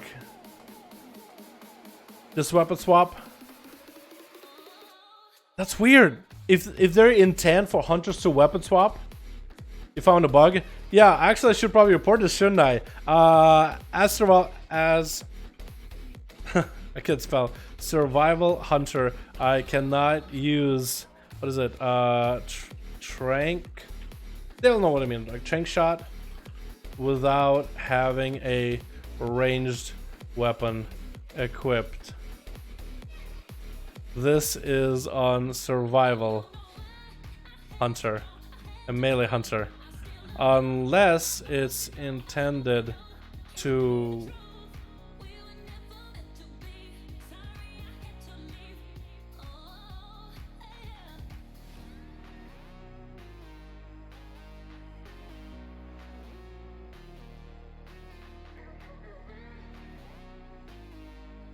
Let's do that. Let's just add it in there. Unless they're intended. Maybe that is their intention. You never know. But that, yeah, that's weird. Okay, so that's kind of sucks. Okay, yeah, we reported. Alright, so let's say if we were playing Survival Hunter as you would, let's say, in current Battle for Azeroth. Only some of you guys know what the hell that's supposed to look like. So let's just lust. Pop all the dots. We're gonna go Coordinated Assault. We'll try to stack up our Mungus Bite. Everything costs so much fucking energy. So much fucking focus. Gonna throw a grenade because we don't really have a lot of abilities to use here. Okay, we got kill commands. Kill commands. Get Mungus Bites in. We'll just throw a grenade. Get some kill commands in. Try to get as many Mungus Bites as we can. Out of focus completely. Actually, I'm not even gonna reapply our dot because we're trying to do the most amount of damage with Mungus Bites. Unless we have a free dot. Just free base it for a bit here. Hold on, we'll kill command. Kill command just to make sure we have the most focus. We can just throw a grenade just to give us a free global. Kill command. We got procs. So we're getting a lot of focus right now. We're out of coordinated assault though. That window is very short now. So now I'm going to go back to dotting and grenading. And we're trying to go for a big setup with our Mungus Bite. One thing you'll notice is my focus regeneration is very slow. It is sluggish. It is very sluggish. So we'll try to go for a couple Mungus Bites in. We got abilities that don't use focus, which is so good. We'll use one more Mungus Bite. Sluggish focus generation. We'll get one more Mungus Bite in for a big damage. And then back to being slugs, boys. We're slug boys now. And essentially you would want to wait until you have a lot of focus before you press Mungus Bite. So you can get it to 5 stacks. But look at how long it takes for me to get my focus back. I'm trying to maintain my dots and kill command him when I can. Needs more haste. I have 60% haste, yes. Haste would help, for sure. Maybe haste will do enough, actually. But it feels that the focus generation for survival as right now is very slow. Slug boys. Try to see if I can Mungus Bite while at 5 stacks. Not gonna be able to do it. So I'm gonna dot up. Just kill command and we're waiting. And we're waiting because we want to go for a big setup. However, this can be alleviated with a lot of abilities. There's so many abilities that give you extra focus. We actually could go Flanker Strike, gives you so much focus, but going for Alpha Predator might be a better playstyle if you are going for this type of build. Because Alpha Predator gives you extra kill commands and you can just focus on going for Birds of Prey and just maintain that buffer as long as you can with guerrilla tactics. Or you could change your playstyle completely. You could go Hydra's Bite for more sustain based. Or you can even go for other abilities altogether that cost less focus, like Chakrams. They do quite a bit of damage. I mean, okay, so your let's go Triple Spear. So your Raptor Strike hits for So we can see our Raptor Strike hits for 498. So 490s or so. It says it's supposed to do a lot more here, but for some reason it doesn't really hit for all that hard. It says tooltip 701 damage, but it doesn't actually do that. So maybe that damage is a little bit off. Unless I have wrong trinkets or something. Because you don't have the final 10, the right grenade can make a kill command reset 100% of the time onto the target with a grenade. Yes. But I'm just going for like a current build that you would use in raids, which is Bird of Prey. I guess you would play Wildfire Infusion instead for a bit of better focus generation if you're playing that build together with Viper's Venom. But I just want to show you the damage differences. So you have about 400 damage with your Raptor Strike. And if you were to do a Chakrams, so Chakrams hit for 398 on a cooldown, so it could be a decent ability, but it can like cleave a bunch of enemies. Maybe that actually wouldn't be that good. Now I'm thinking about it. Your grenades do quite a lot of damage now. They do more than your Raptor Strike, and the dot is actually quite big. So your grenade dots are actually quite huge now. Base. And that's like pretty often. And then your Serpent Sting is pretty good too. It does quite a lot of damage in comparison, relatively. So I feel like it might be more of a dot-based spec, unless you could just get a bunch of Mungus Bites for free. So essentially you would try out playing like melee range and use abilities that jump when with harpoon, that are melee, disengage, and use range. Oh! Like make a macro when you disengage, you swap it to a ranged weapon. That would be interesting. How would I... The Sergeant says because it's only alpha, that's true. Does anyone play survival anymore? I don't know. Your click commands don't show up here at all, but you can see they do... Your pet does quite a bit of damage baseline by itself. The click commands do quite a bit of damage too, but the pet, you can't see it here. Unless combat log, I need to be able to expand it to my pet damage too. My actions. Pet. Yeah, now you can see kill command and you can see the pet damage. There's a kill command bleed as well. So the bleed for kill command doesn't seem nearly as good, but the auto attack buff might be nice. Steel trap now does a lot of damage though. Yeah, steel trap does quite a bit of damage now. Where the hell am I gonna put steel trap though? There's so many keybinds for stuff. Okay, we'll do this. So steel trap does a lot of damage. It does 103 physical over 20 seconds. So it's quite a bit. I mean, when you put together your grenades and your dots, all that dot damage does quite a lot for the spec of survival. So it might be more of a dot based spec. And of course you can also go Murder Crows instead for even more dot damage. I guess as soon as steel trap comes back, we'll try Murder Crows, see just how hard that hits. You can increase the damage of your dots actually with Hydra's Bite. And you will still have good dot damage with your grenades. You'll still have good dot damage with grenades, you just won't have the initial impact there. So you could actually go for like a very dot heavy build with Hydra's Bite. And let's try Murder Crows, see how hard that hits. Murder Crows hits for 144 physical. So it does quite a bit. I mean, that's a cooldown now. It actually does a lot of damage. And you can put it together with a grenade and your dot. And everything just does damage. Like, almost like an Affliction Warlock style. You know what I mean? It does quite a lot. Like, nature damage, you'll do 200 nature damage. The initial hit is not going to be a lot, but the dot itself, because of the increase from Hydra's Bite, actually puts a strong dot on the enemy. And Tip of the Spear increases your damage of your Raptor Strike by a lot more. So if, let's say, we kill command, kill command, kill command. How much damage does this do now? 800. So the numbers that it says here for Raptor Strike are a little bit different. It says 700, but the real number is, that's a crit. The real number is about 400. You can do, Flanker Strike also does quite a bit of damage too. Try to get a combat so I can show ya. This isn't in combat. Now I'm out of combat. Or am I? Okay, now I'm out of combat. So how much damage does that do? It says 1,000. So my pet did 300. I did 400. It's pretty close to 1,000, but it's not quite 1,000. I don't even know what it is that's causing my damage to be lower than the tooltip says. Maybe it's just Blizzard tooltip isn't right. Could be either one of those things, honestly. But to the Find Weakness talent. So it's a baseline subtlety rogue thing. Unless you mean Find Weakness for survival, which they used to have way back in the day. It's armor probably. Which reported as a combat bug. So it could be armor. Maybe it is armor actually. Maybe this thing does have a bit of armor to it. Do train devils have armor? Yeah, if they have armor, then yeah, that'll probably do it. Yeah, if they have armor, that actually might explain it. So now I feel like with the new playstyle of survival, you can really have some big, very interesting damage to play with here. Very interesting abilities to use. What if we try this kind of a build with Wildfire Infusion? Or maybe I guess you would want to go Viper Venom or Hydra's Bite? I don't really know. There's like so many different ways to play the spec now, I feel like. But now you have a lot more options with like what talents you want to run, since a lot of the abilities hit harder. I feel like it's a new and explored ground, which might be good. Can you swap can you swap weapons in Cobra now? What do you mean?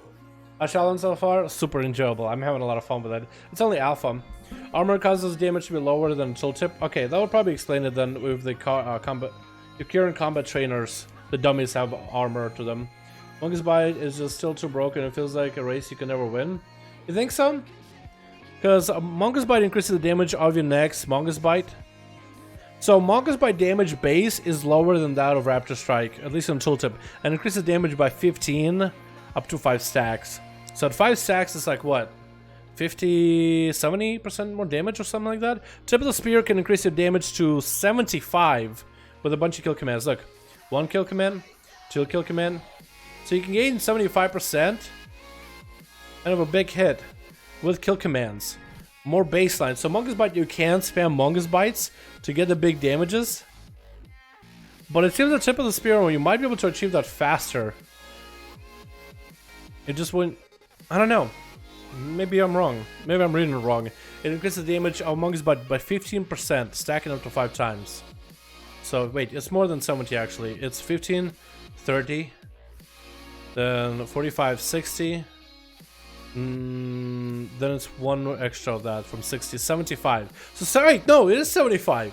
75, you can get 75 with Tip of the Spear. I don't know, slightly a little bit more damage. Get your all first talents plus Mungus. All first talents plus Mungus Bite. This build? I mean, I could try it. See what that looks like. Need the Petra attack.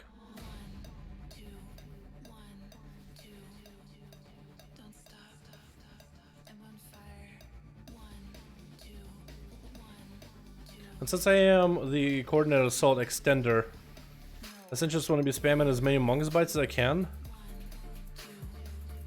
Or do you still want to maintain a dot, actually? Maybe you still want to maintain your separate sting with this playstyle, because you don't have the traits from BFA anymore to give you that extra agility for Mungus Bite spamming. Yeah, it doesn't feel that great. I don't really know how I'm supposed to play it, but that's gonna be low haste. I just could because of low haste. Does it get to feel authentic, or is it clunky like BFA? It's a little bit clunkier with a lack of gear. However, with the change of talents, you really could... Like, Butchery actually does good damage on a trash pack now. And that feels pretty fucking good. On a true target cleave, Butchery amazingly slaps. So this ability feels good.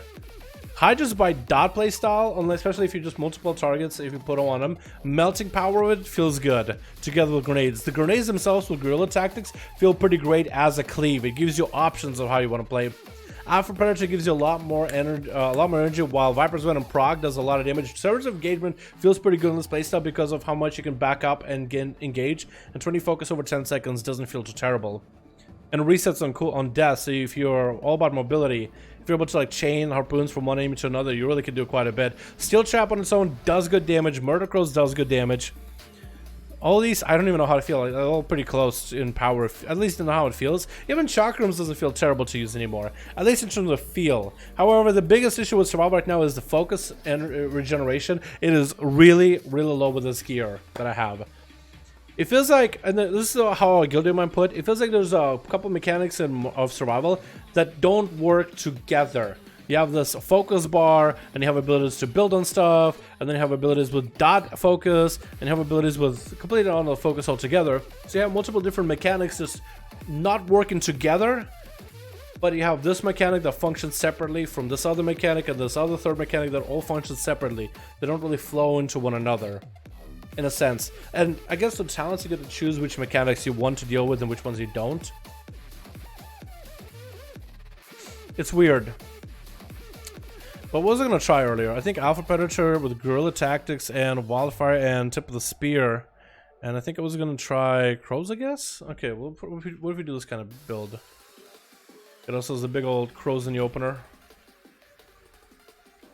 Get ourselves cooldowns rolling. Give them grenades. Get ourselves one more Raptors. We gotta get ourselves kill commands since we have the pheromones. Try bombing down pheromones, get as much resources as we can. Gonna cash in on a Mongoose Bite real quick. Another kill command, refresh our dots with a grenade. Another kill command, Mongoose Bites, we can now dump them. We have nothing else to do. We'll kill command just to have ourselves a little bit extra focus. We don't need to always be spamming extra focus either. We want to kind of pull it for Shrapnel Bomb. We have a little bit of focus here, we'll try Shrapnel. Kill command since we have procs for it. And we'll re-dot, just to make sure we maintain our dot. The next bomb is going to be Pheromone Bomb. And now we kind of wait and we pull focus, which feels really bad. Does not feel good at all. We'll Pheromone Grenade, here we go. We can get a bunch of kill commands. We'll cash in on our buff for Mongoose Bite. And then just trying to get focus back. Crows are back up, we're going to pop them on. Wait, oh, we got crows, here we go. Gonna make sure we have our dots. Throwing a grenade in. Kill commanding just while we have it. Kill commanding since we have it on cooldown, trying to get our bleeds up and running. We might be able to get a third, didn't get a third stack, not enough haste. We're gonna pop a dot. Now we're not worrying about dots, we're just pulling. Just pulling, we're gonna let that grenade bake a little bit. And we'll throw the grenade as we're about to lose our dot uptime. Now we're just gonna pull focus for a bit. Pull in focus for a little bit longer. Another one, cash in on the buff. Get ourselves the dot back up and running. Now we can do for Pheromone Grenade. We can spend a bunch of focus. Probably should have saved it a little bit so we can spam kill command. Like right here we are doing it. Bam. Kill command again just for focus. Cash in. Probably should have Mongoose Bite before that. So essentially now I have a different playstyle with a different focus, right? I changed my playstyle completely through talents. Essentially. And now what we're going to do, we're actually just going to pull our focus a little bit. So we have enough focus when we have ourselves Crows as well as Coordinated Assault. Our Crows here a little bit early. Coordinated Assault. We'll throw a grenade. Get as many of the Mongoose Bites in. Trying to apply our dots. Maybe one more bleed. Okay, one more small bleed. Little bitty bleed. Little bitty bleed. And then maybe we'll be able to grenade for the Serpent Sting. We did. Okay, now we can just kill command. Kill command 3 stacks. No procs for kill command. We're just gonna cash in on the kill command proc with what is it called again? The buff? Tip of the Spear. You never get to use it on live. Re-dot. Spend our focus a little bit. Kill command. Got a grenade. We can Mongoose Bite. Mongoose Bite. Kill command. Mongoose Bite so we can get a full bleed. And now we're back to generating focus and pulling it. Pulling it a little.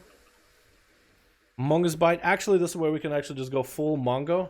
Throw a grenade. I'm capping on kill command procs. So now I'm playing my playstyle all about resource generation. So now I have this weird playstyle that functions, but it's not really synergetic with some of the other mechanics either.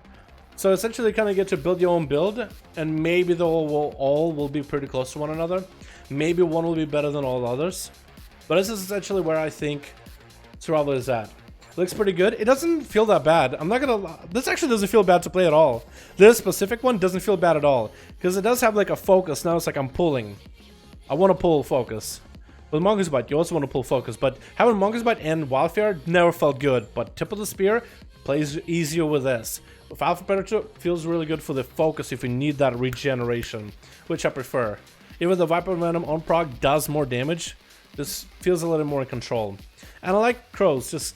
I mean, I could go Bloodseeker since I'm kill commanding anyway, but I like the cooldown of crows, which is synergizes together with coordinated assault, and it'll be one crows without coordinated. The next crows with coordinated. Maybe that could be good. They buffed this by a lot. What's up, Sonic City, my man? Anything new for survival? They essentially didn't add anything new. You can use a bow if you want to for certain abilities. Tranquilizing shot, which doesn't make sense. Yep. Kill shot, Hunter's Mark, and a lot of your challenges do more damage. Alright, what next class do we do? Yeah, Mungus and Wildfire is a nightmare. Yeah, it really is, but I feel like with this playstyle, without the gear, it's going to be even worse. So you just don't put these together. Go Mungus and maybe like Bird of Prey, since you're going to be spamming Mungus Bites. But I feel like Mungus Bite is not even good anymore. Look, Mungus Bite is 30 focus, Raptor Strike is 30 focus. Mungus Bite base deals less damage than Raptor Strike. You need 4 Mungus Bites before the next one does 75% more damage at a lower base. Tip of the spear, you want to get 75? 3 kill commands. Okay, let's go another spec, boys. Go another class. I actually enjoyed this session with survival. I had fun exploring it. And it crashed. Okay, it's okay. It's okay. It crashed. It crashed. It crashed! That's alpha for you.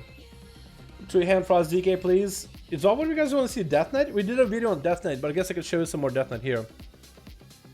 F3, is that a buff in survival? F3, I don't know what I had on F3 there. What do we do? What are we looking at, boys? Frost DK with 2-handed. It doesn't feel all that different, I'll tell you right now. But I did a video on it earlier. But if you guys want it, we'll look at it. We have, you know, all the time in the world to look at whatever we want them. Some of you guys are saying Shaman, some of you are saying Paladin. Gesture Warlock, please. Warlock, I could show a bit of Warlock. Paladin, I could show a bit of Paladin. I've been exploring Paladin myself a little. Monk, we've seen Monk already set X. That's early in the stream. You can actually probably rewind if you want to. But that'll come in as a class, as a video, way later. Frost DK, please. Affliction, Destro, Frost DK, Aflac.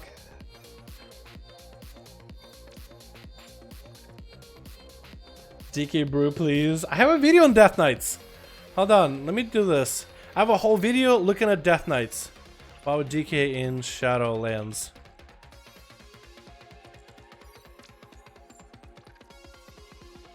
Wait, where's the new one? Hold on. Death Knights in... There we go, I have a whole video on it. We look at it in detail in the video. Here's the video.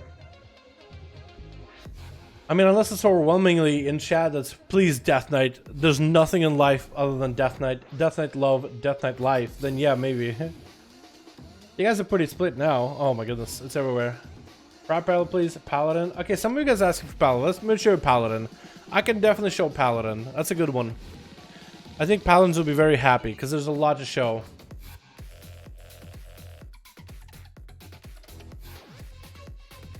What's up, Shifty? How you doing, my man? Notice me, senpai? I see ya. Frost DK 2-hander again, please. DK.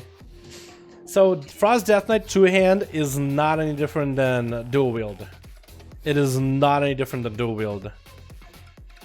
It is exactly slightly different numbers. Like Obliterate does a little more damage, but another ability does slightly less damage. Or you have less auto attacks, I guess, to balance it out. But it doesn't really feel all that different. I think there's still going to be more work to do on it. I feel bad, dude. Let me actually. I do have a build on Death Knights. I do have a build that someone suggested to me on Death Knights. So let's look at Death Knight real quick. We won't be there for long. We'll revisit him real quickly, but I do have a build that someone linked me to try as DK.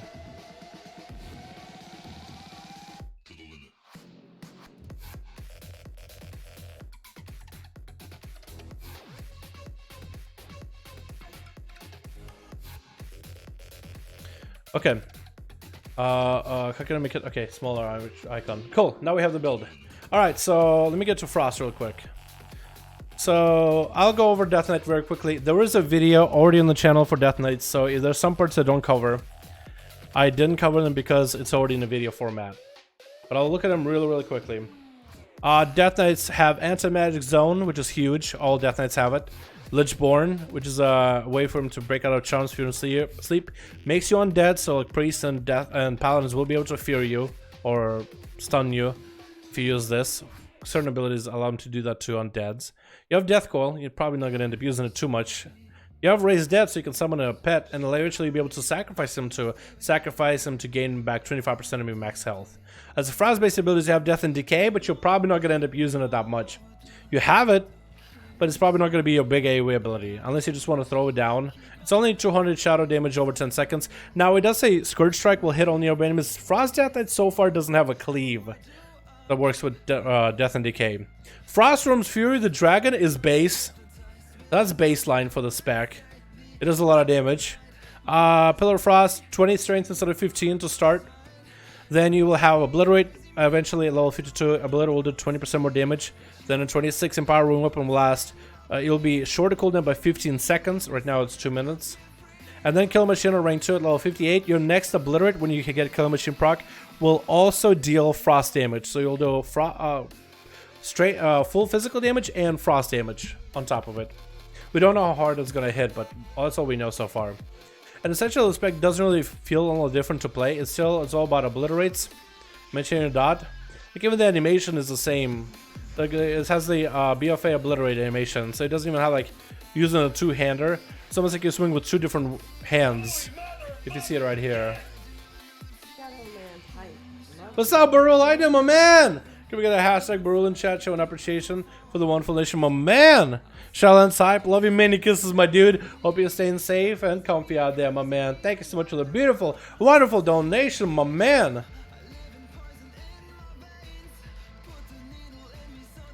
So that's essentially Frost. I do want to try this build though with Inexorable Assault. And it has to go here with Avalanche. Apparently Death Pact. I don't even want to put this here anymore. So many buttons now, so many keybinds. I guess I can put Raise Dead here. Put this here where it belongs. Because Raise Dead you don't really get to use, so we'll put it here. Then it's Gathering Storm and Obliteration. So I guess essentially it would be to go an Inexorable Assault every 8 seconds, stack it up to 5 times. I guess I would want to let it stack up so Obliterate deals additional frosty damage. And I would want to go with a big old Remorseless Winter playstyle, and I would do Obliterate Frost Strike or Obliterate Howling Blast and just burst down an enemy as fast as I can with this playstyle. Look, there's going to be a lot more playstyle choices, like going for two-hand. So two-hand auto attacks, actually you can see this right here.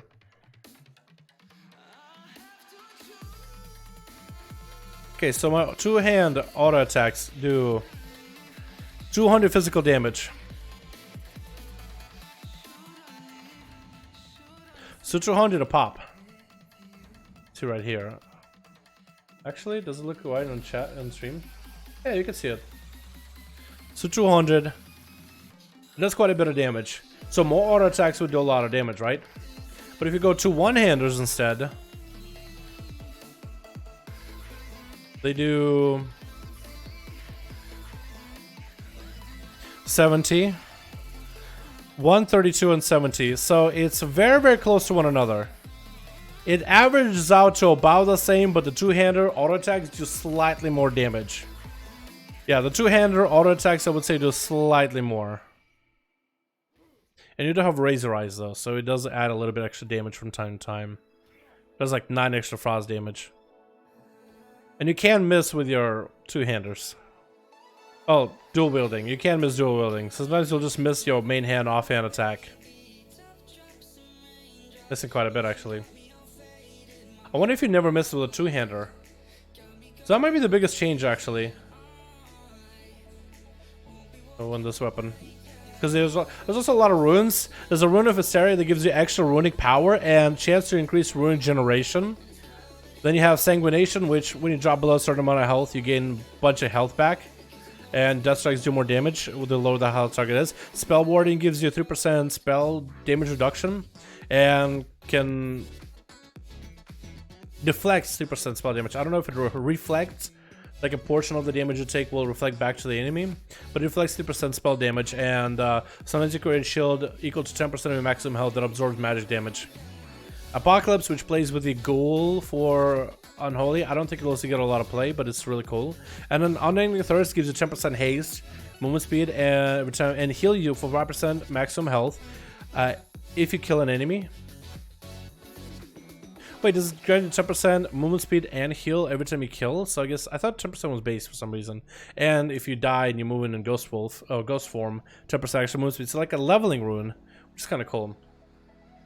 But essentially, like for a two-hand Frost DK, like I see talents which could be really good because more auto attack speeds and auto attacks do a lot more damage with a single hit.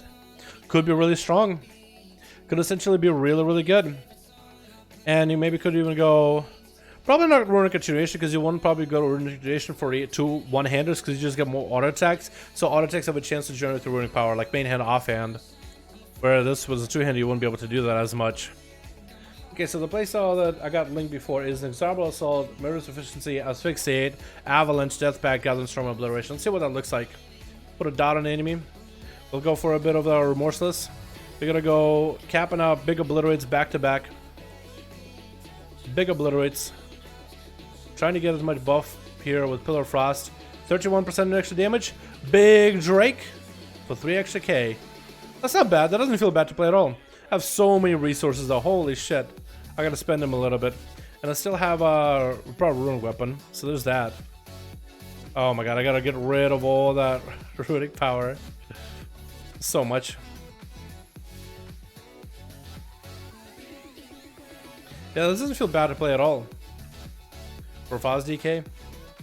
I think a lot of people were really hoping that two-hand would make your Obliterates do a lot more damage. It really doesn't feel like your Obliterates are doing more damage though.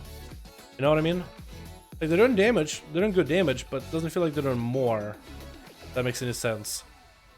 Oh my goodness, the crits you're getting are quite big. I like that. Although your Frost Strike does do more damage with a two-hander, it feels like. Slightly.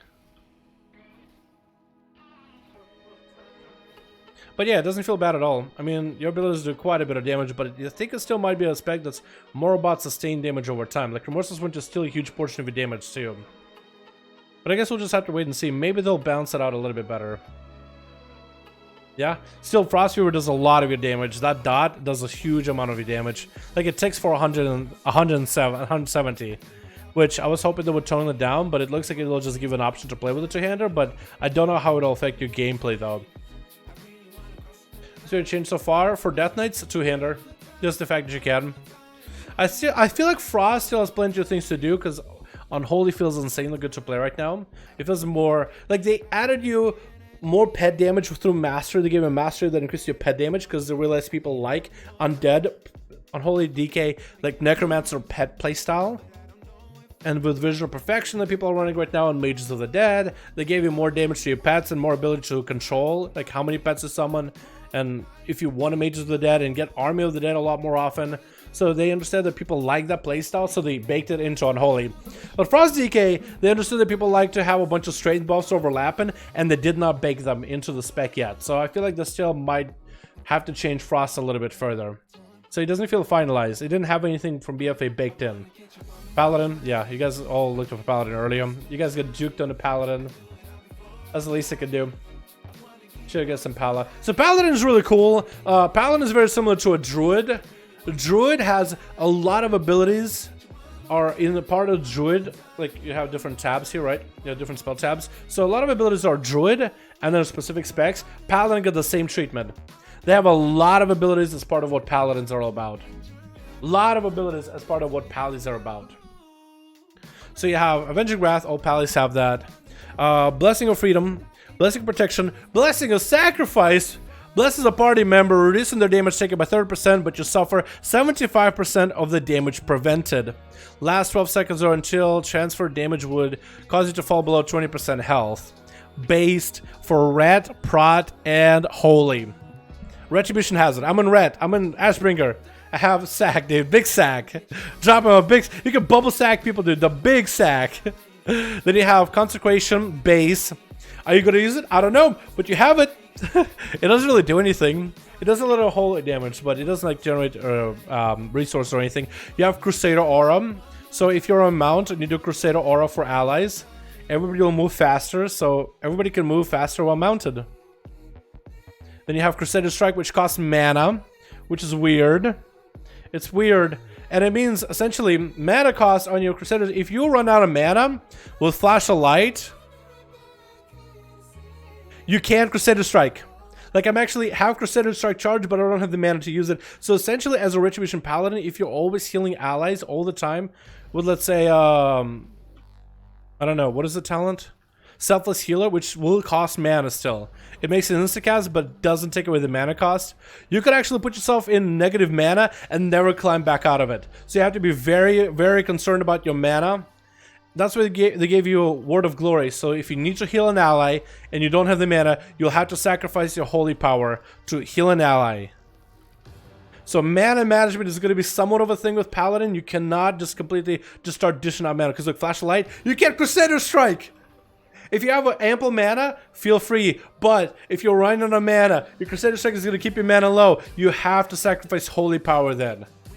It'll make, I think, some interesting choices in gameplay when it comes to, like, really tight situations. Okay, continuing on. We have Crusader Strike. Devotion Aura.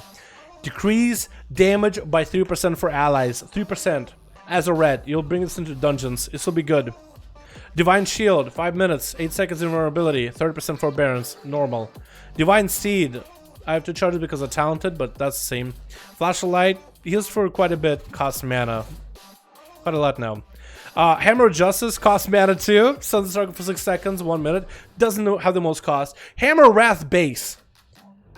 Generates 1 holy power only as an execute, so you cannot get Avenging Wrath to use it as a ability, unless I think your talent. There might be a talent that plays with it, but I could be wrong. Yeah, there might be a talent that plays and allows you to use it to while in wings, but yeah, execute. You have execute now. Dude, red makes me use mana again. Some abilities do, yeah. Judgment doesn't. Bladed Justice doesn't. Blessing of Freedom uses very little mana. Very little. Hand of Hindrance uses a bit of mana too. But it just basically means you can't just spam mana stuff. You have Taunt, Judgment, Lay on Hands. You have Redemption. Retribution Aura. So this is an aura. When a party raid member within 40 yards of you dies, you gain Avenging Aura Wrath for 8 seconds. So you'll want to swap to this if you're expecting someone to die so you can get wings for a bit. Then swap back to Devotion. Or I guess, yeah, essentially, you could do that. You have Shield of Righteous as a ret. So as a ret, you can have a one-hander with a shield. You will not be able to use Blades of Justice, but you will be able to slam the enemy with your shield. So look at this. It's a ret with a sword and board. And we hit the enemy with a Shield of Righteous, but it gives us 700 armor. You can. Doesn't mean it's going to be good for you, but you can. The Blizzard gave you an option. Don't know if it's going to be good, but you can. Turn Evil is back, so you'll be able to hit an Undead, Aberration, or Demon, and they'll flee. So that'd be pretty cool. 15-second cooldown. Word of Glory uses holy power to heal allies. Eventually, you'll gain concentration aura. Interrupts and sound effects on party and raid members in 40 yards are reduced by 30%. There's 30% shorter. You'll get Sense Undead, so you can sense the dead on your map. Retribution Aura rank 2. Duration increased by 4 seconds, so you'll have a 12-second wings when someone around you dies while that aura is up. Hammer Wrath may be used during Avenger Wrath as a rank 2 upgrade, so you'll eventually be able to use it as during wings. And that's Paladin that's available for Red, Prod, and Holy. So every Paladin has Hammer Wrath. Every Paladin has Avenging Wrath, Crusader Strike, Blessing of Sacrifice, Consecration, Crusader Aura, Devotion Aura, even Retribution Aura for Prod. Everybody has Word of Glory. This is everything the Paladins have. Red has Blade of Justice, Cleanse Toxins, Divine Storm, Hand of Hindrance, Rebuke, Shield of Vengeance. It has Tempest Verdict, Wake of Ashes, Base. Only 3 holy power though. It still has a stun on Demons and Undead, which is going to be good in Shadowlands since there's so many Undead. But only 3 holy power. Art of War, as well as Mastery, Hand of Light. So as a Paladin, you have a lot. No matter what spec you are, you have a lot of cool toolkits. Hellas Holy, you can have a shield and use a shield slam to give yourself armor in PvP. Essentially. Are you going to do it? Probably not, but you can.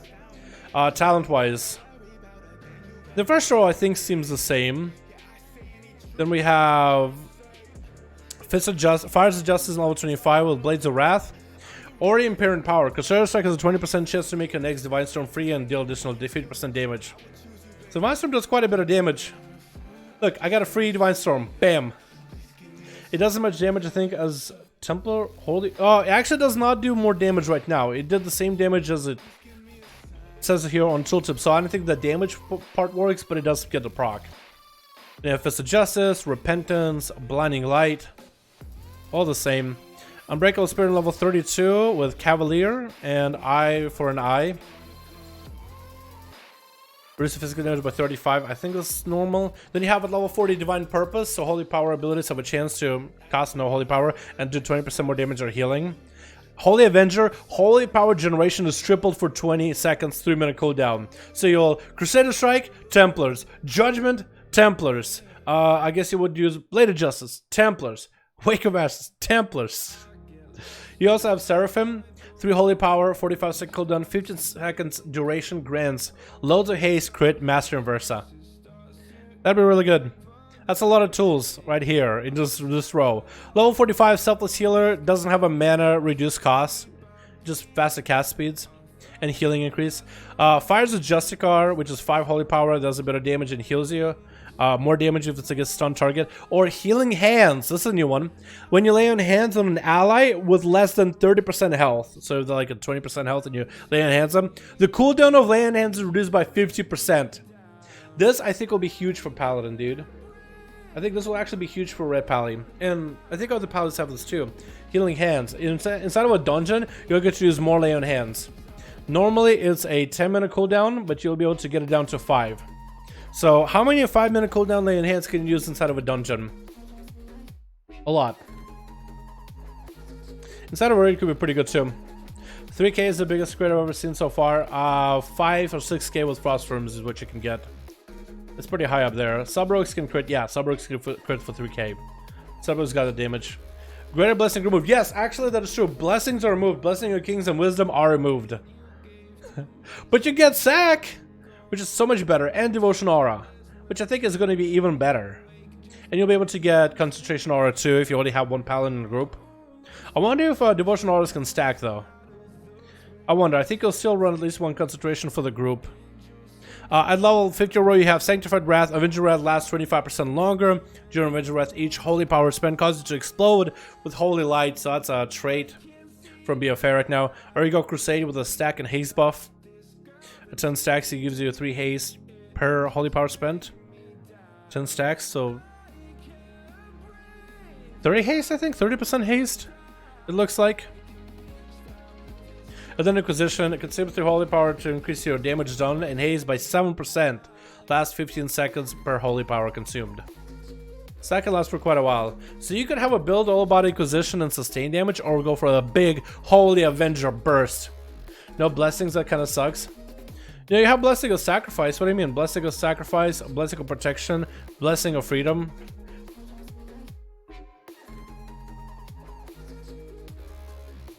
Yeah, big dude, great stream. What's up, Esnar? How do you, my man? No buffs? Yeah, no buffs.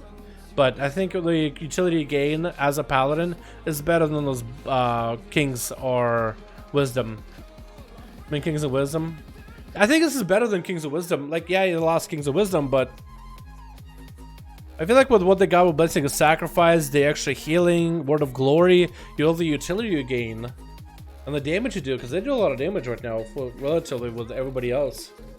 Yeah, Paladins are really strong. I could show a little bit of prod, I guess. I don't really prod.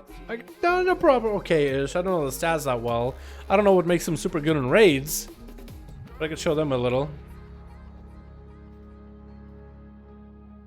But they have exactly the same thing here, and for prod themselves, they have Argent Defender on a 1.4 minute cooldown, Avenger of Wrath, Guardian of Ancient Kings on a 5-minute CD, Hammer of Righteous, Rebuke, Seraphim, Grand Crusader, Master Divine Bulwark, which result damage takeable on Consecration. So that is still the same, by 8%. I mean, Hammer of Righteous, you have a 50% chance. When you avoid a melee attack or use Hammer of Righteous, you have a 50% chance to get shield. Okay, Repulse equal to parry equal to 100% of your crit, and Shining Light. Judgment reduces cost of a next Word of Glory by 1. Wait, could you actually stack it? You can! Wait, you can actually get free Word of Glories, I just realized. Look, I got a free Word of Glory. Bam. Didn't cost holy power. That's pretty cool. So instead of like the self-heal ability that paladins have, now you have Word of Glories with those judgments. And now you use Shield of Righteous. It consumes holy power now. So Shield of Righteous consumes holy power. So if you want to maintain your shield, you have to generate a lot more holy power. But I think that could be a lot more consistent because with wings that could be really, really strong. So you'll have moments when you cannot generate that much holy power. However, you could get talents for it, right? Word of Glory healing is increased by the... Oh, okay, so Hand of Protector is a passive now, but you could have Holy Shield, Redoubt. Shield of Righteous increases your strength and stamina by 2% for 6 seconds, stack it up to 3 times. Whoa, that's new. Or is it? I don't know if it is. Or Blessed Hammer. Generates a holy power, 3 charges. So you could use that if you want a bunch of holy power generation. Level 25, First Avenger. Shield does hits additional enemies. Grants an Absorb Shield for 100% of damage dealt. Oh, that's new. Wait, that's Bulwark. That's Bulwark as a trait. I didn't... That's new. Hold on. Get out of combat real quick. Wait, how big is this shield? Bink. Not bad. It's almost 1,000 and you don't know... Yeah, relative. That's not terrible. And if you can proc it enough. But you gotta do this versus Grand Crusader or Crusader's Judgment. Judgment has 2 charges and Grand Crusader can also grant charge of Judgment. Or Moment of Glory. Ardent Defender. Every melee attack against it triggers Grand Crusader. Wait, while you have Ardent Defender up, every attack triggers Grand Crusader, which is... Gives you a free shield slam, so you can just start throwing shields during... Oh my goodness, this could be really good for AoE. Just if you're trying to burst things down. Rotation for Red Paladin is the same as on live, honestly. I had a train dummy earlier for a little. I'll make a whole video like looking more in detail. How does that sound?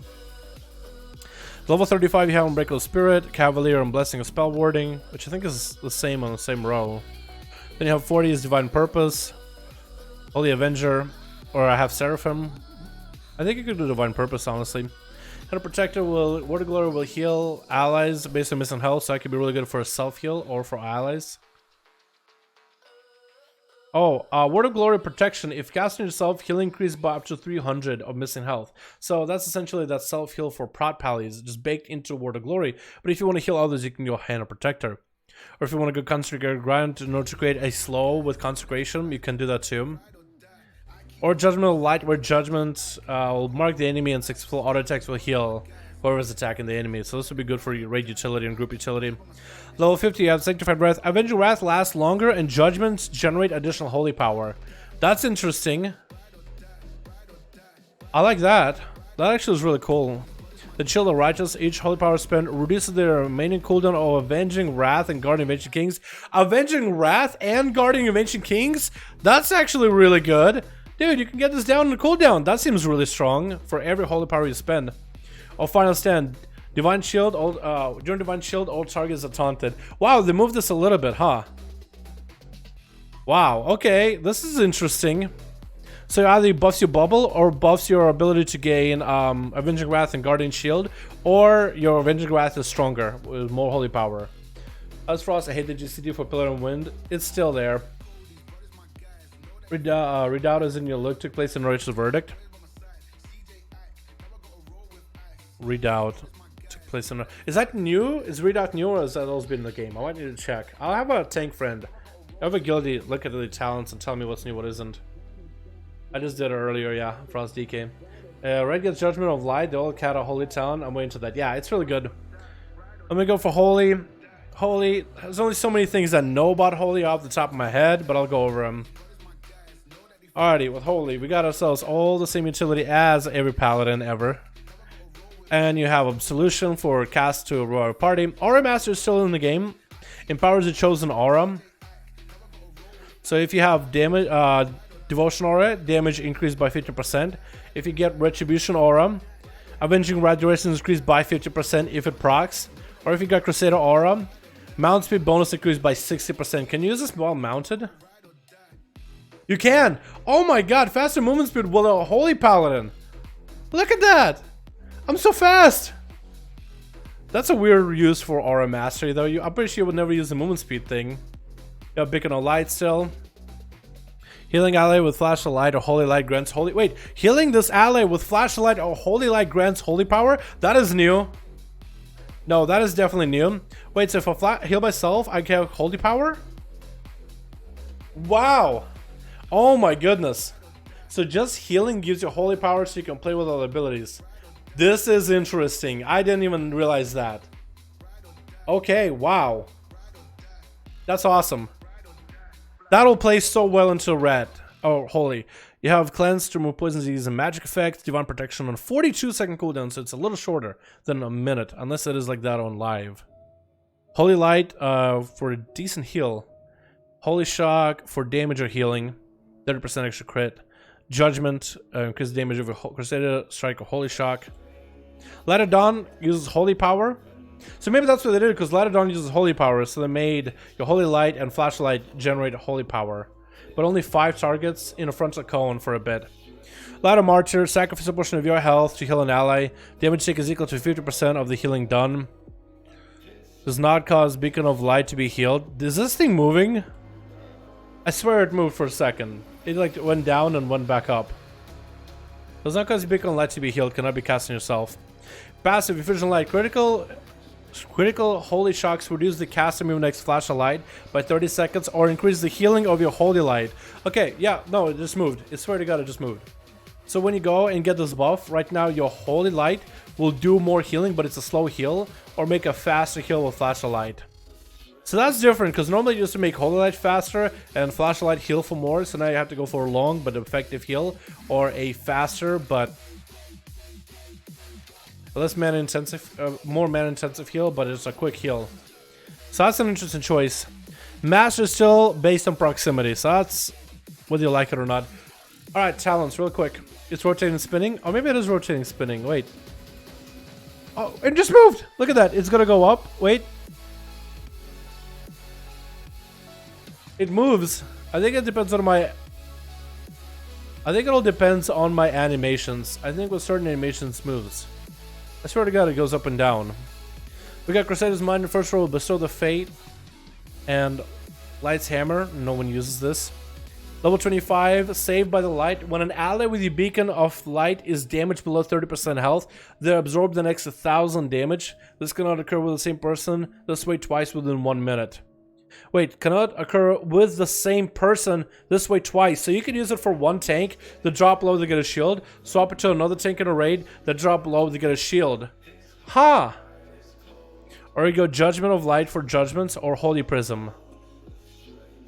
Can you wear Alliance? Yeah, so on Alpha, none of the sets are marked for just Alliance or Horde. So yeah, I can wear the Alliance set as a Horde or Horde set as Alliance. Just on the Alpha.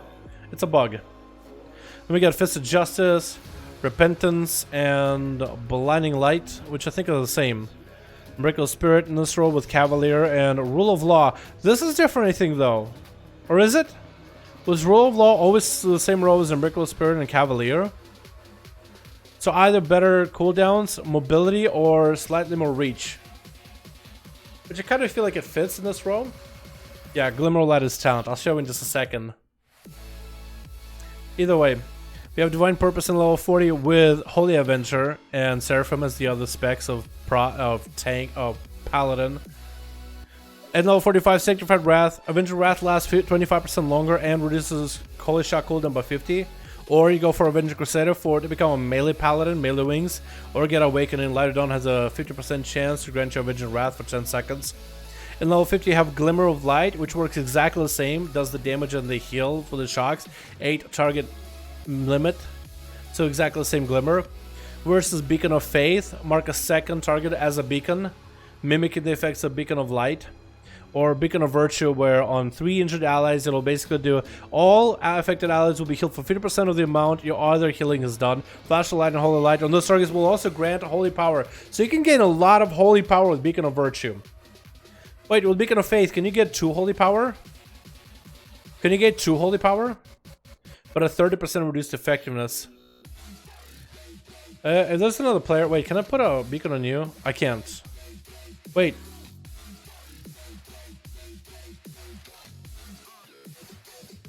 So can I get 2 Holy Power from them? So I'm gonna heal him. And see if I get 2 Holy Power. 1. Okay. So with this one, you can get a lot of holy power. Okay. Okay, now both of us have it. Hold on, I'm gonna see if I can generate holy power. No, only 1 holy power. I guess whoever you heal, you'll still continue to generate holy power, but it does replace your main beacon, so that makes sense. That makes sense. Yeah, because it replaces your main beacon of faith, beacon of light. But yeah, you can also play Glimmer. I think that fits in this role, but I don't know. I wonder how competitive this is going to be. I want to see Feral and see how it differs in live. There's a video on Feral. Is there some new cred? Do we have some more Shadowlands stuff? Oh, orc changes? New orc customizations coming in Shadowlands. Let's take a look at these. Oh, Jesus, looking at gnomes too. Lordy, that's coming up next. Eye color for male orcs. You can be blue like Thrall, dude! Oh, you can be blind in one eye! You can be blind in both eyes! That is so fucking cool. Imagine being a shaman just like Drekthar, dude! You can roleplay as Drekthar now. Oh my god. Scars! Yes! That is awesome! Scars on orcs is bad fucking ass, dude. Look at that, and you can have a blind eye. That is so cool. They gotta have more. You can't just have 2 scars though. You have to have more. You have to have more. Face tattoos. That's cool. Very, very simplified stuff, but it's like more tribal tattoos. I like that. I like this line thing. And then face tattoos on the males. That looks cool. Well, this is hard to see. What the fuck that is? This is pretty easy to see. Skin tones, like a really pale, very green, very dark. Body tattoos on a male and female. Oh my goodness. That's cool. Oh, that's dope. I like this a lot. Wait, we can look at closely. Oh, that looks awesome. This is a warlock tattoo right there, dude. It looks like Demon Hunter scars. This looks like a hunter tattoo, dude. It's like a camo. Oh, that is awesome looking. Fuck yeah, dude. I love that. And the hair choices. Skin for the males. So 3 more tones. Not bad, not bad. Then tats, dude. Them tats. I should have done a straight back orc, but it's okay. Hunchback is fine. I like that a lot. Oh, that's it? I guess I'll have more later. But it looks like females have a lot more choices. But I guess they just didn't put all of them up. Yo, that's awesome. Is there more stuff? That looks great. And then Ardenwald NPC models. Okay, they're just putting stuff up. Okay, cool. They can have their own streams. We'll have our own stream here, boys. Alrighty. I wonder why no one plays Alliance. What's up, Blastful? How you doing, man? I don't know. I like Horde. Maybe a lot of other people are in a similar boat. They just like Horde. Like the way it looks. Try Warrior? I guess try Warrior. It is 7:14. I could either go get food, or we could stay here forever, and then I could just, like, starve. So we could either go get food and call it here and do this another time, like tomorrow, or we could just starve and check out more Shadowlands, which I'm okay with. What are you feeling, boys? But I feel that the Feral video is kind of incomplete. I wanted to see how hard RIP ticks for etc. I mean, it shows a little bit in the video. The Shaman, food. I've got some new stuff. Yeah, Flix has got some new stuff too. We can maybe check them tomorrow. Please do Hunter. We did Hunter early in the stream. You can rewind back, I think. The Hunter will probably be a video for tomorrow, honestly. I think that's what I'll end up doing. Good food and let's hit Rogue tomorrow, pretty please. Let's hit Rogue tomorrow. We could probably do that. Play Alliance and it'll get toxic and proud on my Proudmoore server all the time. Yo, actually I did transfer a couple characters on live to Alliance and I did notice a bit more toxicity. Maybe it's just I got super unlucky with the people on that server or the pug groups, but it definitely did feel a little more toxic. I'm not gonna lie. I don't know what it is. I really want to see a Rogue, but when you have a full belly, dude. If I go now, I'm just gonna be gone, and I'll go work on the videos for the rest of the night. Because normally I stream for 2 hours a day until 7 p.m. and it's 15 minutes over. I'm a little hungry. I think we might as well just call it here, boys. I had a lot of fun chilling and hanging out, dude. I actually very enjoyed the looking at Paladin stuff. I actually very enjoyed our session with Hunters. I feel like I learned a bit more about survival within that short moment because I've been trying to figure out survival for a bit, and that felt really, really good. That I felt really, really good. I'm very confident in tonight's video, which is going to be a hunter video. And I'll look at it in more detail. And I guess tomorrow we can look at Warlock, we can look at Mage, we can look at all the other guys. Actually, no one asked for Priest and Mage. That's like one class that no one really cares about, it seems. Shamans, Warriors, Warlocks, Demon Hunters, Hunters, Monks. People like want to see those guys, and Paladins too. But I guess Mages and Priests is like, ugh. Although they seem really, really promising. This is so glad. I'm glad you did this. I'm glad I decided to catch live. Yeah, I'll be here tomorrow too. I think we can do more Shadowlands stuff tomorrow. I haven't done a single key for my ults in BFA. I don't know if we're gonna even have a chest open in BFA, boys. Yeah, this is interesting. I've been spending a lot of time in Shadowlands, but I'm enjoying it. Love you, Dalaran. Don't ever stop. Catch you tomorrow. I appreciate so much. Shitty waffle shirts. Appreciate you, my guy. I didn't even read the name fully until now. I thought it was Shifty, but it's actually just waffle. What about mages? Well, look at them tomorrow. They don't seem too complicated to figure out, though. Give a priest. They're looking pretty good. I'm not gonna lie. Priest's looking pretty good. That's from what I've seen. Hey, relax. Thank you for good work. Yo, boys, thank you so much for coming by. Appreciate all of you. Thank you guys so much for watching. I hope you guys had a good one. And I'm gonna go. I'll see you boys tomorrow for our next Shadowlands stream. Check out more classes. And yeah, thank you all. I'll see you boys next stream. Alright, boys. Peace.